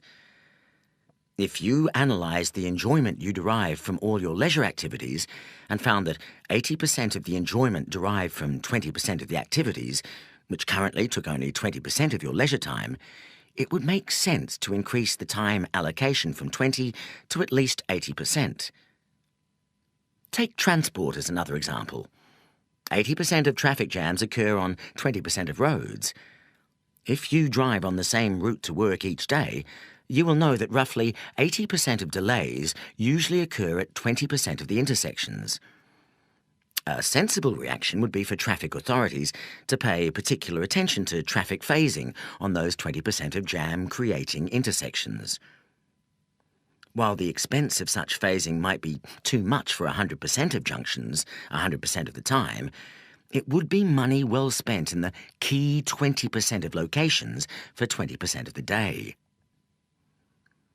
The second main use of 80-20 analysis is to do something about the underperforming 80% of inputs that contribute only 20% of the output. Perhaps the occasional beer drinkers can be persuaded to drink more, for example by providing a blander product. Perhaps you could work out ways to get greater enjoyment out of the underperforming leisure activities. In education, interactive teaching systems now replicate the technique used by college professors where questions are addressed randomly to any student in order to combat the 80-20 rule, where 80% of classroom participation comes from 20% of the trainees. In US shopping malls, it has been found that women, some 50% of the population, account for 70% of the dollar value of all purchases. One way to increase the 30% of sales to men might be to build stores specifically designed for them. Although this second application of 80-20 analysis is sometimes very useful and has been put to great effect in industry in improving the productivity of underperforming factories, it is generally harder work and less rewarding than the first use. Don't apply 80-20 analysis in a linear way. In discussing the uses of 80-20 analysis, we must also briefly address its potential abuses. Like any simple and effective tool, 80-20 analysis can also be misunderstood, misapplied, and, instead of being the means to an unusual insight, serve as the justification for conventional thuggery. 80-20 analysis, applied inappropriately and in a linear way, can also lead the innocent astray. You need constantly to be vigilant against false logic. Let me illustrate this with an example from the book trade. It is easy to demonstrate that, in most times and places, about 20% of book titles comprise about 80% of books sold. For those who are steeped in the 80-20 principle, this is not surprising. It might seem a short hop to the conclusion that bookshops should cut the range of books they stock, or, indeed, that they should concentrate largely or exclusively on bestsellers. Yet, what is interesting is that in most cases, instead of sending profits up, restricting range has sent profits down. This does not invalidate the 80-20 principle for two reasons. The key consideration is not the distribution of books sold, but what customers want. If customers go to the trouble of visiting a bookstore, they want to find a reasonable range of books, as opposed to a kiosk or supermarket where they don't expect range. Bookstores should concentrate on the 20% of customers who account for 80% of their profits and find out what those 20% of customers want. The other reason is that what matters even when considering books, as opposed to customers, is not the distribution of sales, the 20% of books that represent 80% of sales, but the distribution of profits, the 20% of titles that generate 80% of profits. Very often, these are not the so-called bestsellers, books written by well-known authors. In fact, a study in the US revealed that bestsellers represent about 5% of total sales. The true bestsellers are often those books that never make it into the charts, but sell a reliable quantity year in and year out, often at high margins. As the same US research comments, core inventory represents those books that sell season in and season out. They are the 80 in the 80-20 rule, often accounting for the lion's share of sales in a particular subject. This illustration is salutary. It does not invalidate 80-20 analysis at all, since the key questions should always be which customers and products generate 80% of profits. But it does show the danger of not thinking clearly enough about how the analysis is applied. When using the 80-20 principle, be selective and be contrarian. Don't be seduced into thinking that the variable that everyone else is looking at, in this case the books on the latest bestseller list, is what really matters. This is linear thinking. The most valuable insight from 80-20 analysis will always come from examining non-linear relationships that others are neglecting. In addition, because 80-20 analysis is based on a freeze frame of the situation at a particular point, rather than incorporating changes over time, you must be aware that if you inadvertently freeze the wrong or an incomplete picture, you will get an inaccurate view. 80-20 thinking and why it is necessary. 80-20 analysis is extremely useful, but most people are not natural analysts, and even analysts cannot stop to investigate the data every time they have to make a decision. It would bring life to a shuddering halt. Most important decisions have never been made by analysis and never will be, however clever our computers become. Therefore, if we want the 80-20 principle to be a guide in our daily lives, We need something less analytical and more instantly available than 80-20 analysis. We need 80-20 thinking. 80-20 thinking is my phrase for the application of the 80-20 principle to daily life, for non-quantitative applications of the principle. As with 80-20 analysis, we start with a hypothesis about a possible imbalance between inputs and outputs, but instead of collecting data and analysing them, we estimate them. 80-20 thinking requires, and with practice enables, us to spot the few really important things that are happening and ignore the mass of unimportant things. It teaches us to see the wood for the trees. 80-20 thinking is too valuable to be confined to causes where data and analysis are perfect. For every ounce of insight generated quantitatively, there must be many pounds of insight arrived at intuitively and impressionistically. This is why 80-20 thinking, although helped by data, must not be constrained by it. To engage in 80-20 thinking, we must constantly ask ourselves, what is the 20% that is leading to 80%? We must never assume that we automatically know what the answer is, but take some time to think creatively about it. What are the vital few inputs or causes as opposed to the trivial many?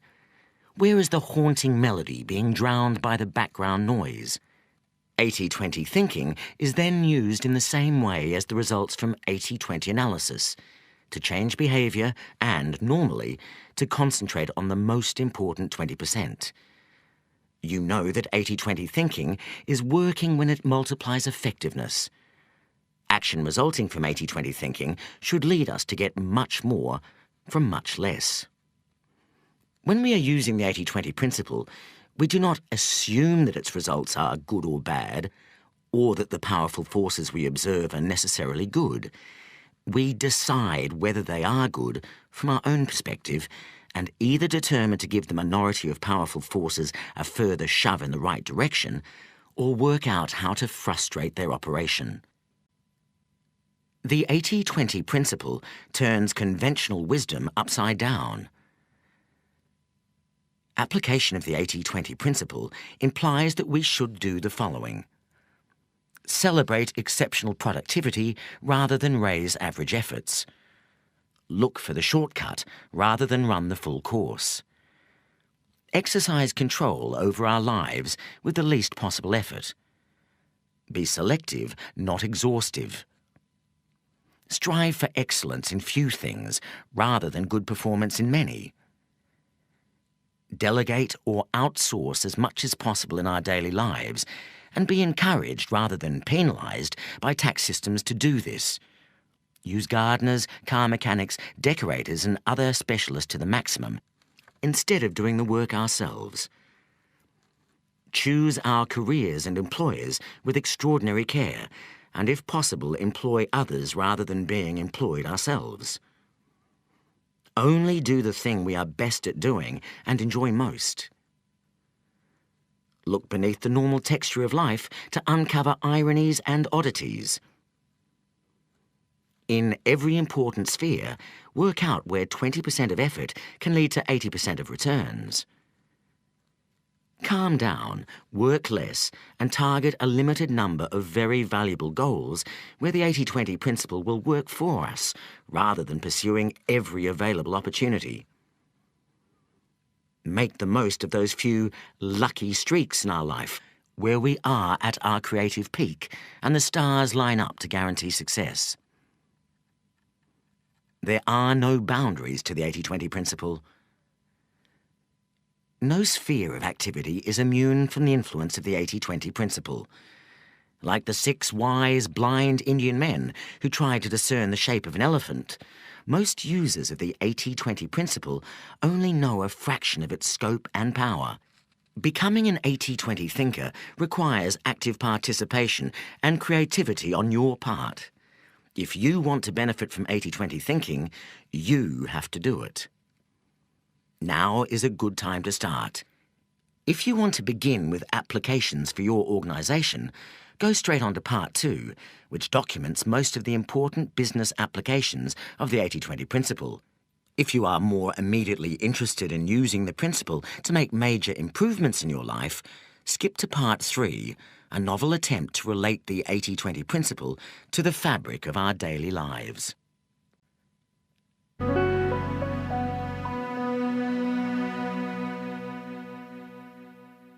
Part 2. Corporate success needn't be a mystery. Chapter 3. The Underground Cult. Now we see in a mirror dimly, but then we shall see face to face. Now I know in part, then I shall understand fully. 1 Corinthians 13:12. It is difficult to gauge the extent to which the 80-20 principle is already known in business. This is almost certainly the first book on the subject. Yet, in my research, I was easily able to find several hundred articles referring to the use of 80-20 in all kinds of businesses all over the world. Many successful firms and individuals swear by the use of the 80-20 principle, and most holders of MBAs have heard of it. Yet, considering that the 80-20 principle has affected the lives of hundreds of millions of people, even though they may be unaware of it, it remains strangely uncelebrated. It is time to put this right. The first 80-20 wave. The Quality Revolution. The Quality Revolution that took place between 1950 and 1990 transformed the quality and value of branded consumer goods and other manufactures.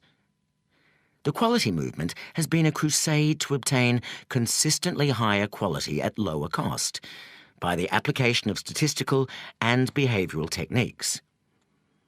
The objective, now almost reached with many products, is to obtain a zero rate of product defects. It is possible to argue that the quality movement has been the most significant driver of higher living standards throughout the world since 1950. The movement has an intriguing history. Its two great messiahs, Joseph Juran, born 1904, and W. Edwards Deming, born 1900, were both Americans, although Juran was born in Romania. Respectively an electrical engineer and a statistician, they developed their ideas in parallel after the Second World War, but found it impossible to interest any major US corporation in the quest for extraordinary quality. Juran published the first edition of his Quality Control Handbook, the Bible of the quality movement, in 1951, but it received a very flat reception. The only serious interest came from Japan, and both Juran and Deming moved there in the early 1950s. Their pioneering work took an economy known at the time for shoddy imitations and transformed it into a powerhouse of high quality and productivity. It was only when Japanese goods, such as motorcycles and photocopiers, began to invade the US market that most American, and other Western, corporations started to take the quality movement seriously. From 1970, and especially after 1980, Juran, Deming and their disciples undertook an equally successful transformation of Western quality standards, leading to huge improvements in the level and consistency of quality, dramatic reductions in fault rates, and large falls in manufacturing costs. The 80-20 principle was one of the key building blocks of the quality movement. Joseph Juran was the most enthusiastic messiah of the principle, although he called it the Pareto principle, or the rule of the vital few. In the first edition of the Quality Control Handbook, Juran commented that losses, that is, manufactured goods that have to be rejected because of poor quality, do not arise from a large number of causes. Rather, the losses are always maldistributed in such a way that a small percentage of the quality characteristics always contributes a high percentage of the quality loss. And a footnote commented that the economist Pareto found that wealth was non-uniformly distributed in the same way. Many other instances can be found. the distribution of crime amongst criminals, the distribution of accidents among hazardous processes, etc. Pareto's principle of unequal distribution applied to distribution of wealth and to distribution of quality losses. Juran applied the 80-20 principle to statistical quality control. The approach is to identify the problems causing lack of quality and to rank them from the most important, the 20% of defects causing 80% of quality problems, to the least important. Both Juran and Deming came to use the phrase 80-20 increasingly, encouraging diagnosis of the few defects causing most of the problems. Once the vital few sources of off-quality product have been identified, effort is focused on dealing with these issues rather than trying to tackle all the problems at once. As the quality movement has progressed from an emphasis on quality control through to the view that quality must be built into products in the first place by all operators, and to total quality management and increasingly sophisticated use of software, the emphasis on 80-20 techniques has grown so that today almost all quality practitioners are familiar with 80-20. Some recent references illustrate the ways in which the 80-20 principle is now being used. In a recent article in the National Productivity Review, Ronald J. Ricardo asks, "Which gaps adversely affect your most strategic consumers?" As with many other quality problems, Pareto's law prevails here too. If you remedy the most critical 20% of your quality gaps, you will realize 80% of the benefits. This first 80% typically includes your breakthrough improvements. Another writer, focusing on corporate turnarounds, comments, "For every step in your business process, ask yourself if it adds value or provides essential support. If it does neither, it's waste. Cut it." This is the 80-20 rule revisited. You can eliminate 80% of the waste by spending only 20% of what it would cost you to get rid of 100% of the waste. Go for the quick gain now.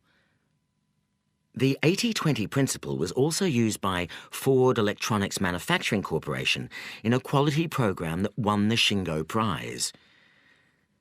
Just-in-time programs have been applied using the 80-20 rule. 80% of the value is spread over 20% of the volume, and top-dollar usages are analysed constantly. Labour and overhead performance were replaced by manufacturing cycle time analysis by product line, reducing product cycle time by 95%. New software incorporating the 80-20 principle is being used to raise quality. With the ABC Data Analyzer, the data is entered or imported into the spreadsheet area, where you highlight it and click on your choice of 6 graph types: histograms, control charts, run charts, scatter diagrams, pie charts, and Pareto charts. The Pareto chart incorporates the 80-20 rule, which might show, for instance, that out of 1,000 customer complaints, roughly 800 can be eliminated by correcting only 20% of the causes. The 80-20 principle is also increasingly being applied to product design and development. For example, a review of the use that the Pentagon has made of total quality management explains that decisions made early in the development process fix the majority of life cycle costs. The 80-20 rule describes this outcome, since 80% of the life cycle costs are usually locked in after only 20% of the development time. The impact of the quality revolution on customer satisfaction and value, and on the competitive positions of individual firms and indeed of whole nations, has been little noted but is truly massive. The 80-20 principle was clearly one of the vital few inputs to the quality revolution. But the underground influence of the 80-20 principle did not stop there. It also played a key role in a second revolution that combined with the first to create today's global consumer society. The second 80-20 wave, the information revolution. The information revolution that began in the 1960s has already transformed work habits and the efficiency of large tracts of business. It is just beginning to do more than this, to help change the nature of the organizations that are today's dominant force in society. The 80-20 principle was, is, and will be a key accessory of the information revolution, helping to direct its force intelligently. Perhaps because they were close to the quality movement, the computing and software professionals behind the information revolution were generally familiar with the 80-20 principle and used it extensively. To judge by the number of computing and software articles that refer to the 80-20 principle, most hardware and software developers understand and use it in their daily work. The information revolution has been most effective when using the 80-20 principle's concepts of selectivity and simplicity. As two separate project directors testify, think small, don't plan to the nth degree on the first day. The return on investment usually follows the 80-20 rule. 80% of the benefits will be found in the simplest 20% of the system, and the final 20% of the benefits will come from the most complex 80% of the system. Apple used the 80-20 principle in developing the Apple Newton message pad, an electronic personal organizer. The Newton engineers took advantage of a slightly modified version of 80-20. They found that 0.01% of a person's vocabulary was sufficient to do 50% of the things you want to do with a small handheld computer.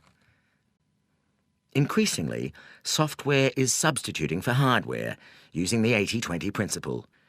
An example is the RISC software invented in 1994. RISC is based on a variation of the 80-20 rule. This rule assumes that most software spends 80% of its time executing only 20% of the available instructions. RISC processors optimize the performance of that 20% and keep chip size and cost down by eliminating the other 80%. RISC does in software what CISC, the previously dominant system, does in silicon. Those who apply software know that, even though it is incredibly efficient, usage follows 80-20 patterns. As one developer states, "The business world has long abided by the 80-20 rule. It's especially true for software, where 80% of a product's uses take advantage of only 20% of its capabilities. That means that most of us pay for what we don't want or need."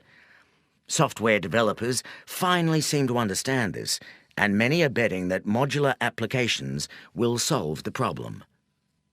Design of software is crucial, so that the most used functions are the easiest to use. The same approach has been used for new database services. How do software developers do it?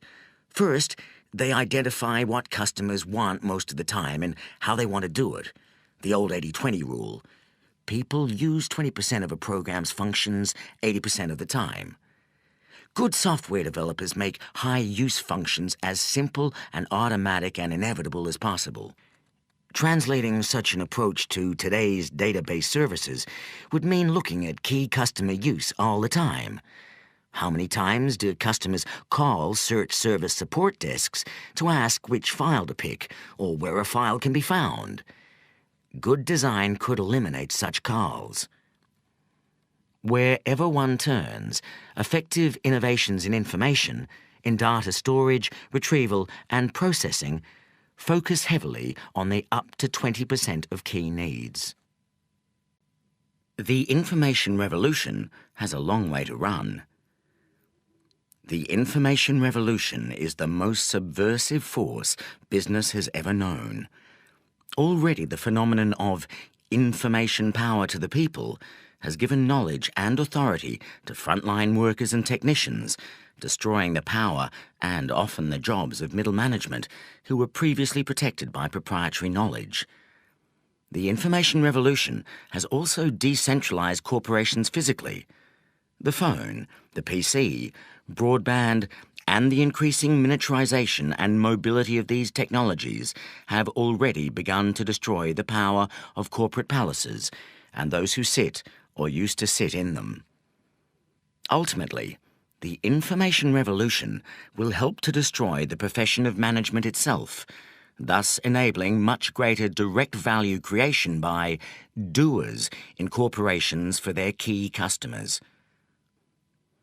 The value of automated information is increasing exponentially, much faster than we can use it. The key to using this power effectively, now and in the future, lies in selectivity, in applying the 80-20 principle. Peter Drucker points the way. A database, no matter how copious, is not information. It is information's ore. The information a business most depends on is available, if at all, only in a primitive and disorganized form. For what a business needs the most for its decisions, especially its strategic ones, are data about what goes on outside of it. It is only outside the business where there are results, opportunities, and threats. Drucker argues that we need new ways of measuring wealth creation. Ian Godden and I call these new tools automated performance measures. They are just beginning to be created by some corporations. But well over 80%, probably around 99%, of the information revolution's resources are still being applied to counting better what we used to count, paving over the cowpats, rather than creating and simplifying measures of genuine corporate wealth creation. The tiny proportion of effort that uses the information revolution to create a different sort of corporation will have an explosive impact. The 80-20 principle is still the best-kept business secret. Considering the importance of the 80-20 principle and the extent to which it is known by managers, it remains extremely discreet. Even the 80-20 term itself caught on very slowly and without any visible landmarks. Given the piecemeal use and gradual spread of the 80-20 principle, it remains underexploited, even by those who recognize the idea. It is extremely versatile. It can be profitably applied to any industry and any organization, any function within an organization, and any individual job. The 80-20 principle can help the chief executive, line managers, functional specialists, and any knowledge worker down to the lowest level or the newest trainee. And although its uses are manifold, there is an underlying, unifying logic that explains why the 80-20 principle works and is so valuable. Why the 80-20 principle works in business. The 80-20 principle applied to business has one key theme: to generate the most money with the least expenditure of assets and effort. The classical economists of the 19th and early 20th centuries developed a theory of economic equilibrium and of the firm that has dominated thinking ever since. The theory states that under perfect competition, firms do not make excess returns, and profitability is either zero or the normal cost of capital, the latter usually being defined by a modest interest charge.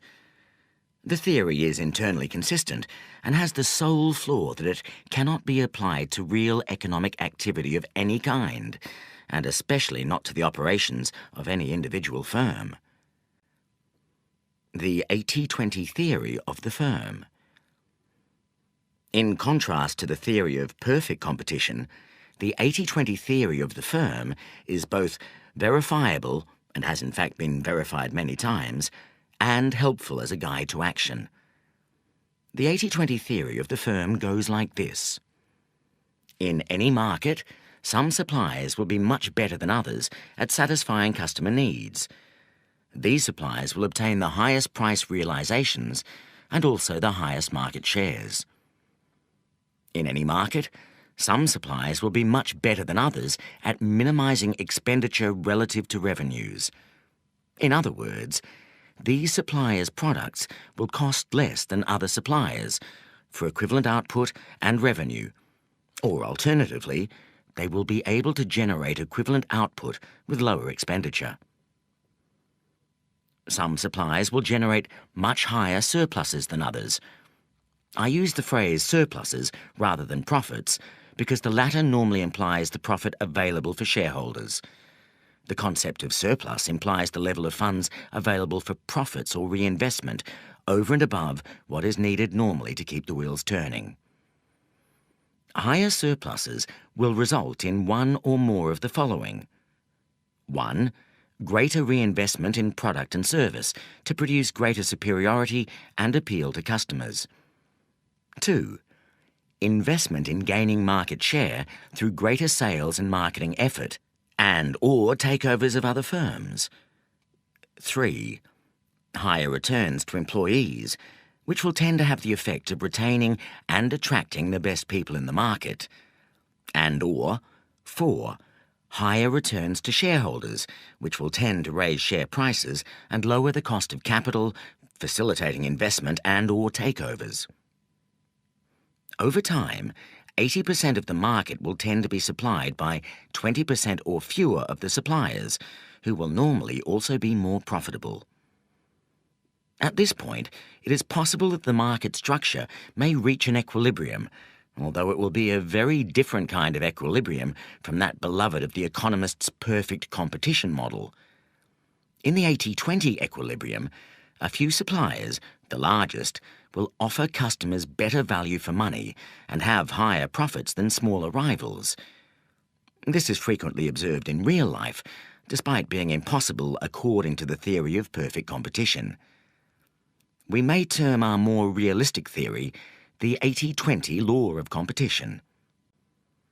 But the real world does not generally rest long in a tranquil equilibrium. Sooner or later, usually sooner, there are always changes to market structure caused by competitors' innovations. Both existing suppliers and new suppliers will seek to innovate and obtain a high share of a small but defensible part of each market, a market segment. Segmentation of this kind is possible by providing a more specialized product or service ideally suited to particular types of customer. Over time, markets will tend to comprise more market segments. Within each of these segments, the 80-20 law of competition will operate.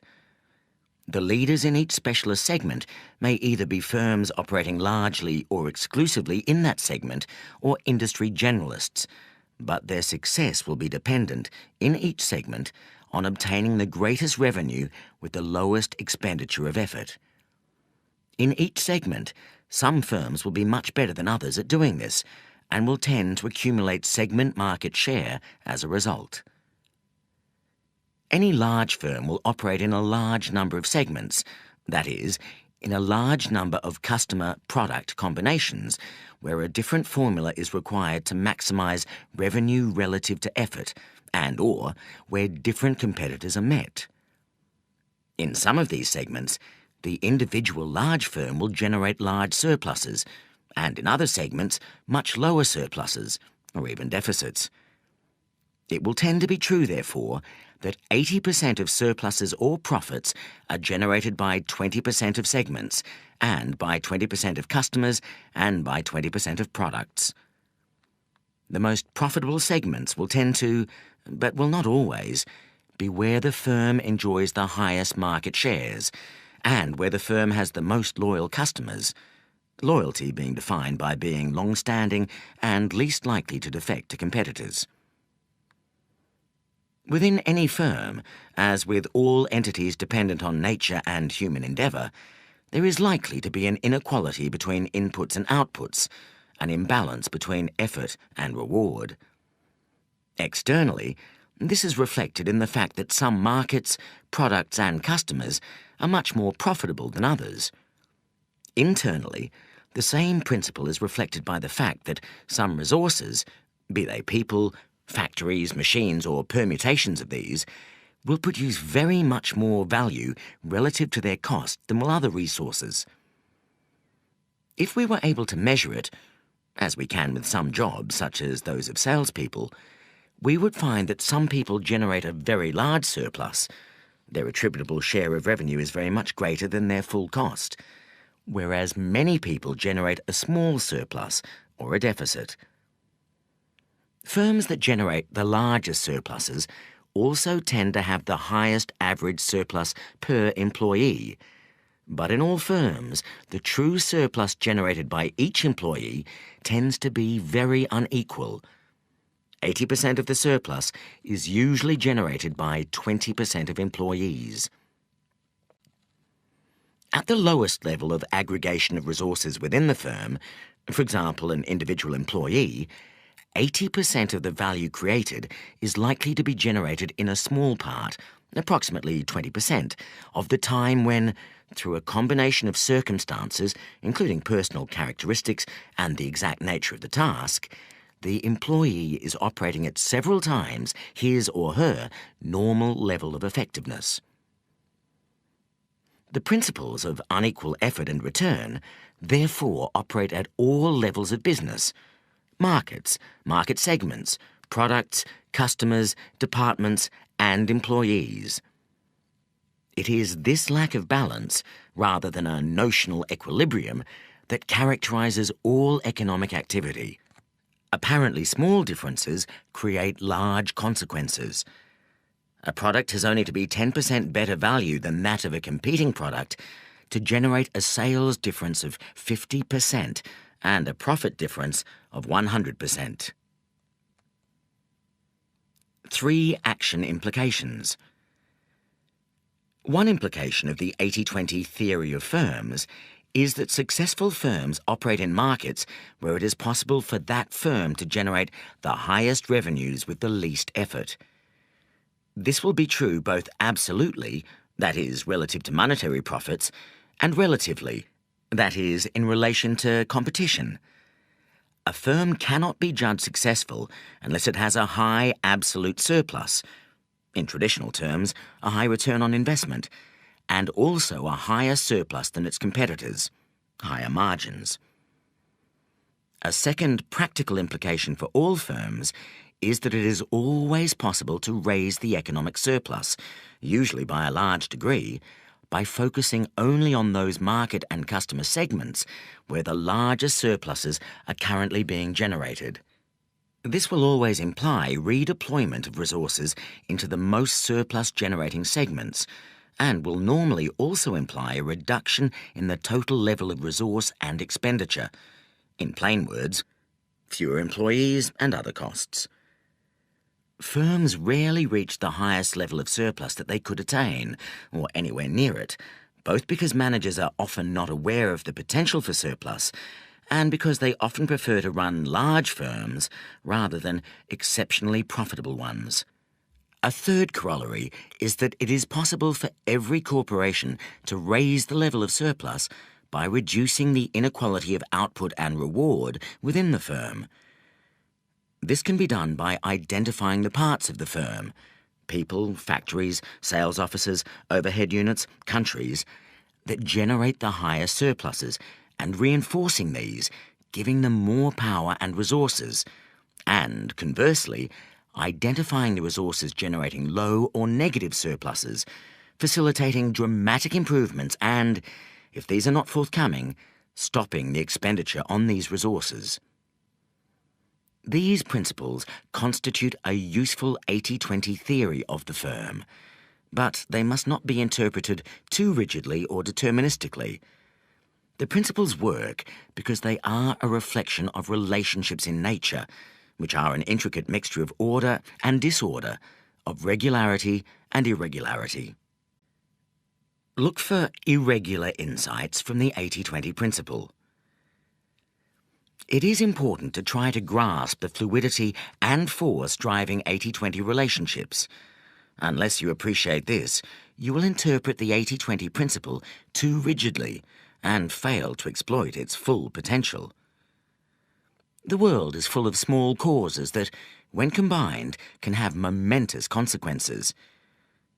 Think of a saucepan of milk that, when heated above a certain temperature, suddenly changes form, swelling up and bubbling over. One moment you have a nice, orderly pan of hot milk.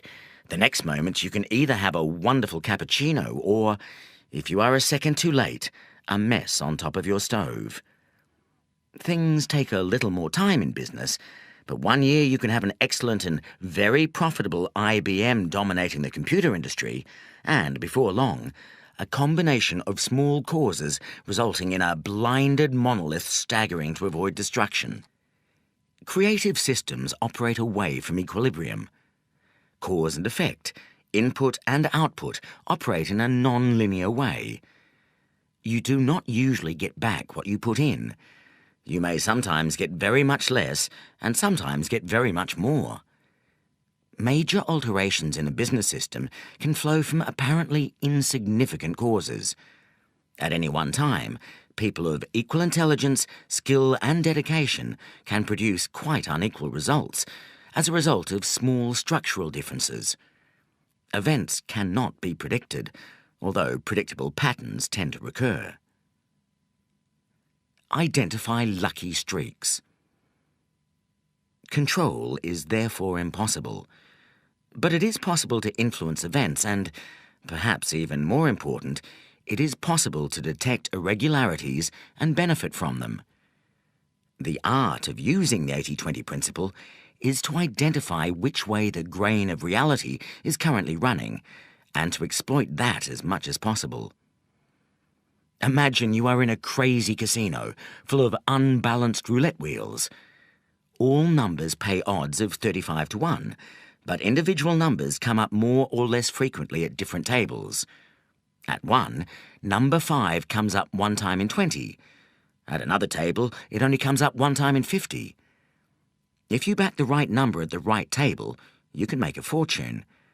And if you stubbornly keep backing number 5 at a table where it comes up 1 time in 50, your money will all disappear, regardless of how high your starting bank. If you can identify where your firm is getting back more than it is putting in, you can up the stakes and make a killing. Similarly, if you can work out where your firm is getting back much less than it is investing, you can cut your losses. In this context, the where can be anything. It can be a product, a market, a customer or type of customer, a technology, a channel of distribution, a department or division, a country, a type of transaction or an employee, type of employee or team. The game is to spot the few places where you are making great surpluses and to maximize them, and to identify the places where you are losing and get out. We have been trained to think in terms of cause and effect, of regular relationships, of average levels of return, of perfect competition, and of predictable outcomes. This is not the real world. The real world comprises a massive influences where cause and effect are blurred, and where complex feedback loops distort inputs, where equilibrium is fleeting and often illusory, where there are patterns of repeated but irregular performance, where firms never compete head-to-head and prosper by differentiation, and where a few favoured souls are able to corner the market for high returns. Viewed in this light, large firms are incredibly complex and constantly changing coalitions of forces, some of which are going with the grain of nature and making a fortune, while others are going against the grain and stacking up huge losses. All this is obscured by our inability to disentangle reality and by the calming, averaging, and highly distorting effects of accounting systems. The 80-20 principle is rampant but largely unobserved. What we are generally allowed to see in business is the net effect of what happens, which is by no means the whole picture. Beneath the surface there are warring positive and negative inputs that combine to produce the effect we can observe above the surface. The 80-20 principle is most useful when we can identify all the forces beneath the surface, so that we can stop the negative influences and give maximum power to the most productive forces. How companies can use the 80-20 principle to raise profits. Enough of history, philosophy and theory. We now switch gears to the intensely practical. Any individual business can gain immensely through practical application of the 80-20 principle. It is time to show you how. Chapters 4 to 7 cover the most important ways to raise profits via the 80-20 principle. Chapter 8 closes Part 2 with hints on how to embed 80-20 thinking into your business life so that you can gain an unfair advantage over colleagues and competitors alike. We start in the next chapter with the most important use of the 80-20 principle in any firm, to isolate where you are really making the profits and, just as important, where you are really losing money.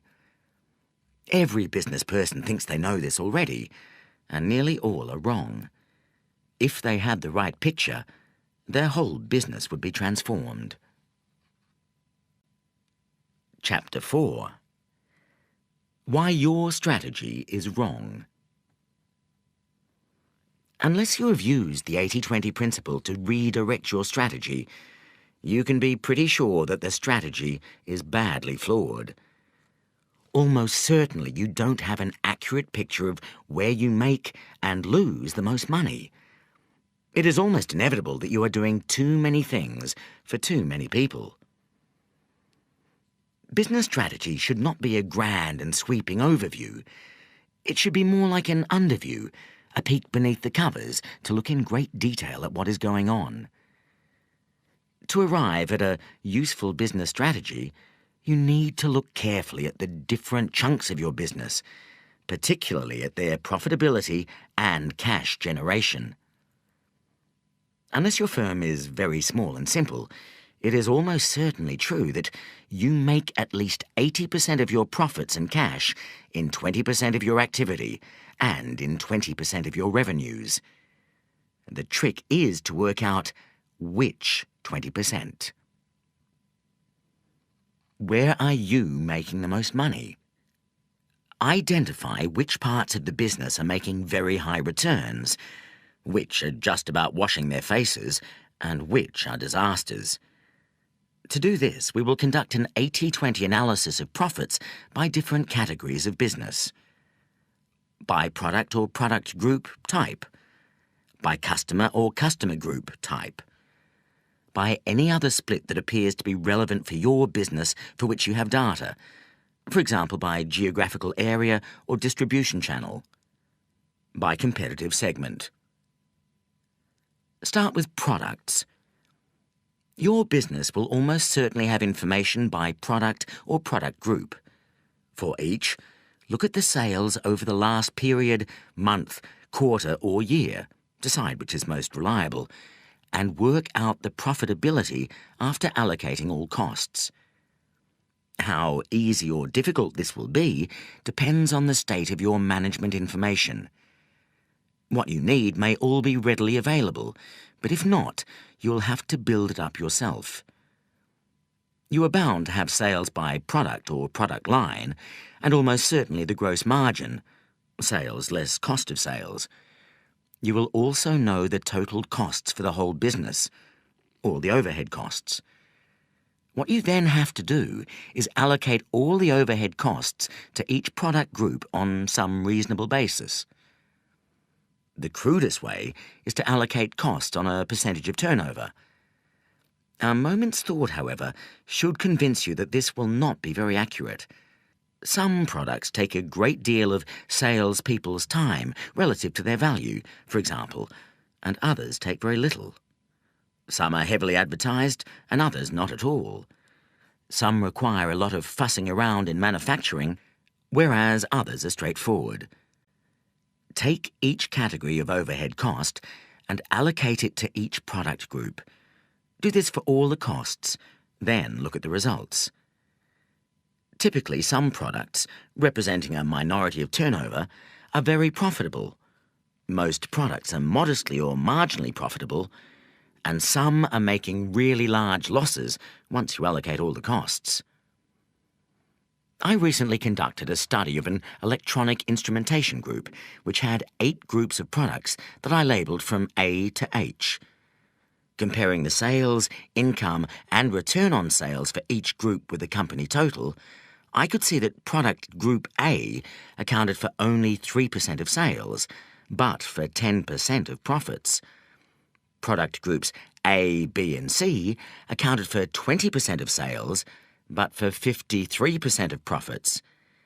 When I compiled an 80-20 table and an 80-20 chart, this was very clear. We have not yet found the 20% of sales that account for 80% of profits, but we are on our way. If not 80-20, then 67-30. 30% of product sales account for almost 60% of profits. Already you may be thinking about what can be done to raise the sales of product groups A, B and C. For example, you might want to reallocate all sales effort from the other 80% of business, telling salespeople to concentrate on doubling the sales of products A, B and C and not to worry about the rest. If they succeeded in doing this, sales would only go up by 20%, but profits would rise more than 50%. You might also already be thinking about cutting costs or raising prices in product groups D, E and F, or about radical retrenchment or total exit from product groups G and H. What about customer profitability? After products, go on to look at customers. Repeat the analysis, but look at total purchases by each customer or customer group. Some customers pay high prices but have a high cost to serve. These are often smaller customers. The very big customers may be easy to deal with and take large volumes of the same product, but screw you down on price. Sometimes these differences balance out, but often they do not. For the electronic instrumentation group I studied, I broke the customers into 4 groups and labelled them types A to D. Type A customers are small, direct accounts paying very high prices and giving very fat gross margins. They are quite expensive to service, but the margins more than compensate for this. Type B customers are distributors who tend to place large orders and have very low costs to serve, yet for one reason or another find it acceptable to pay fairly high prices, mainly because the electronic components bought are a tiny fraction of their total product costs. Type C customers are export accounts paying high prices. The snag with them, however, is that they are very expensive to service. Type D customers are large manufacturers who bargain very hard on price and also demand a great deal of technical support and many specials. An 80-20 chart and table that compared each group's sales, income and return on sales with the company's total revealed a 59-15 rule and an 88-25 rule. The most profitable customer category accounted for 15% of revenues, but 59% of profits, and the most profitable 25% of customers yielded 88% of profits. This was partly because the most profitable customers tended to take the most profitable products, but also because they paid more in relation to their cost to service. The analysis led to a successful campaign to find more A and B customers, the small direct customers and the distributors. Even taking account of the cost of the campaign, the result was very profitable. Prices for C customers, the export accounts, were selectively raised and ways found to lower the cost of servicing some of them, particularly by greater use of telephone rather than face-to-face selling. The D customers, large manufacturers, were dealt with individually. 9 of these accounted for 97% of D sales. In some cases, technical development services were charged for separately. In others, prices were raised, and 3 accounts were tactically lost to the company's most hated competitor after a bidding war. The managers really wanted the competitor to enjoy these losses. 80-20 analysis applied to a consultancy firm. After products and customers, take any other split of business that appears especially relevant to your business. There was no special analysis in the case of the instrumentation company, but, for example, for a strategy consultant client of mine, a simple split of projects into large and small categories was very helpful. The figures showed a 56-21 rule. Large projects constituted only 21% of turnover, but gave 56% of profits. Another analysis split the business into old clients, more than 3 years old, new clients, less than 6 months old, and those in between. The figures showed that 26% of the business, old clients, made up 84% of the profits, an 84-26 rule. The message here was to strive above all to keep and expand long-serving clients who were the least price-sensitive and who could be served most cheaply. New clients who do not turn into long-serving clients were recognised as being loss-makers, leading to a much more selective approach to pitching for business. Pitches were only made where it was believed the company concerned would turn into a long-term client.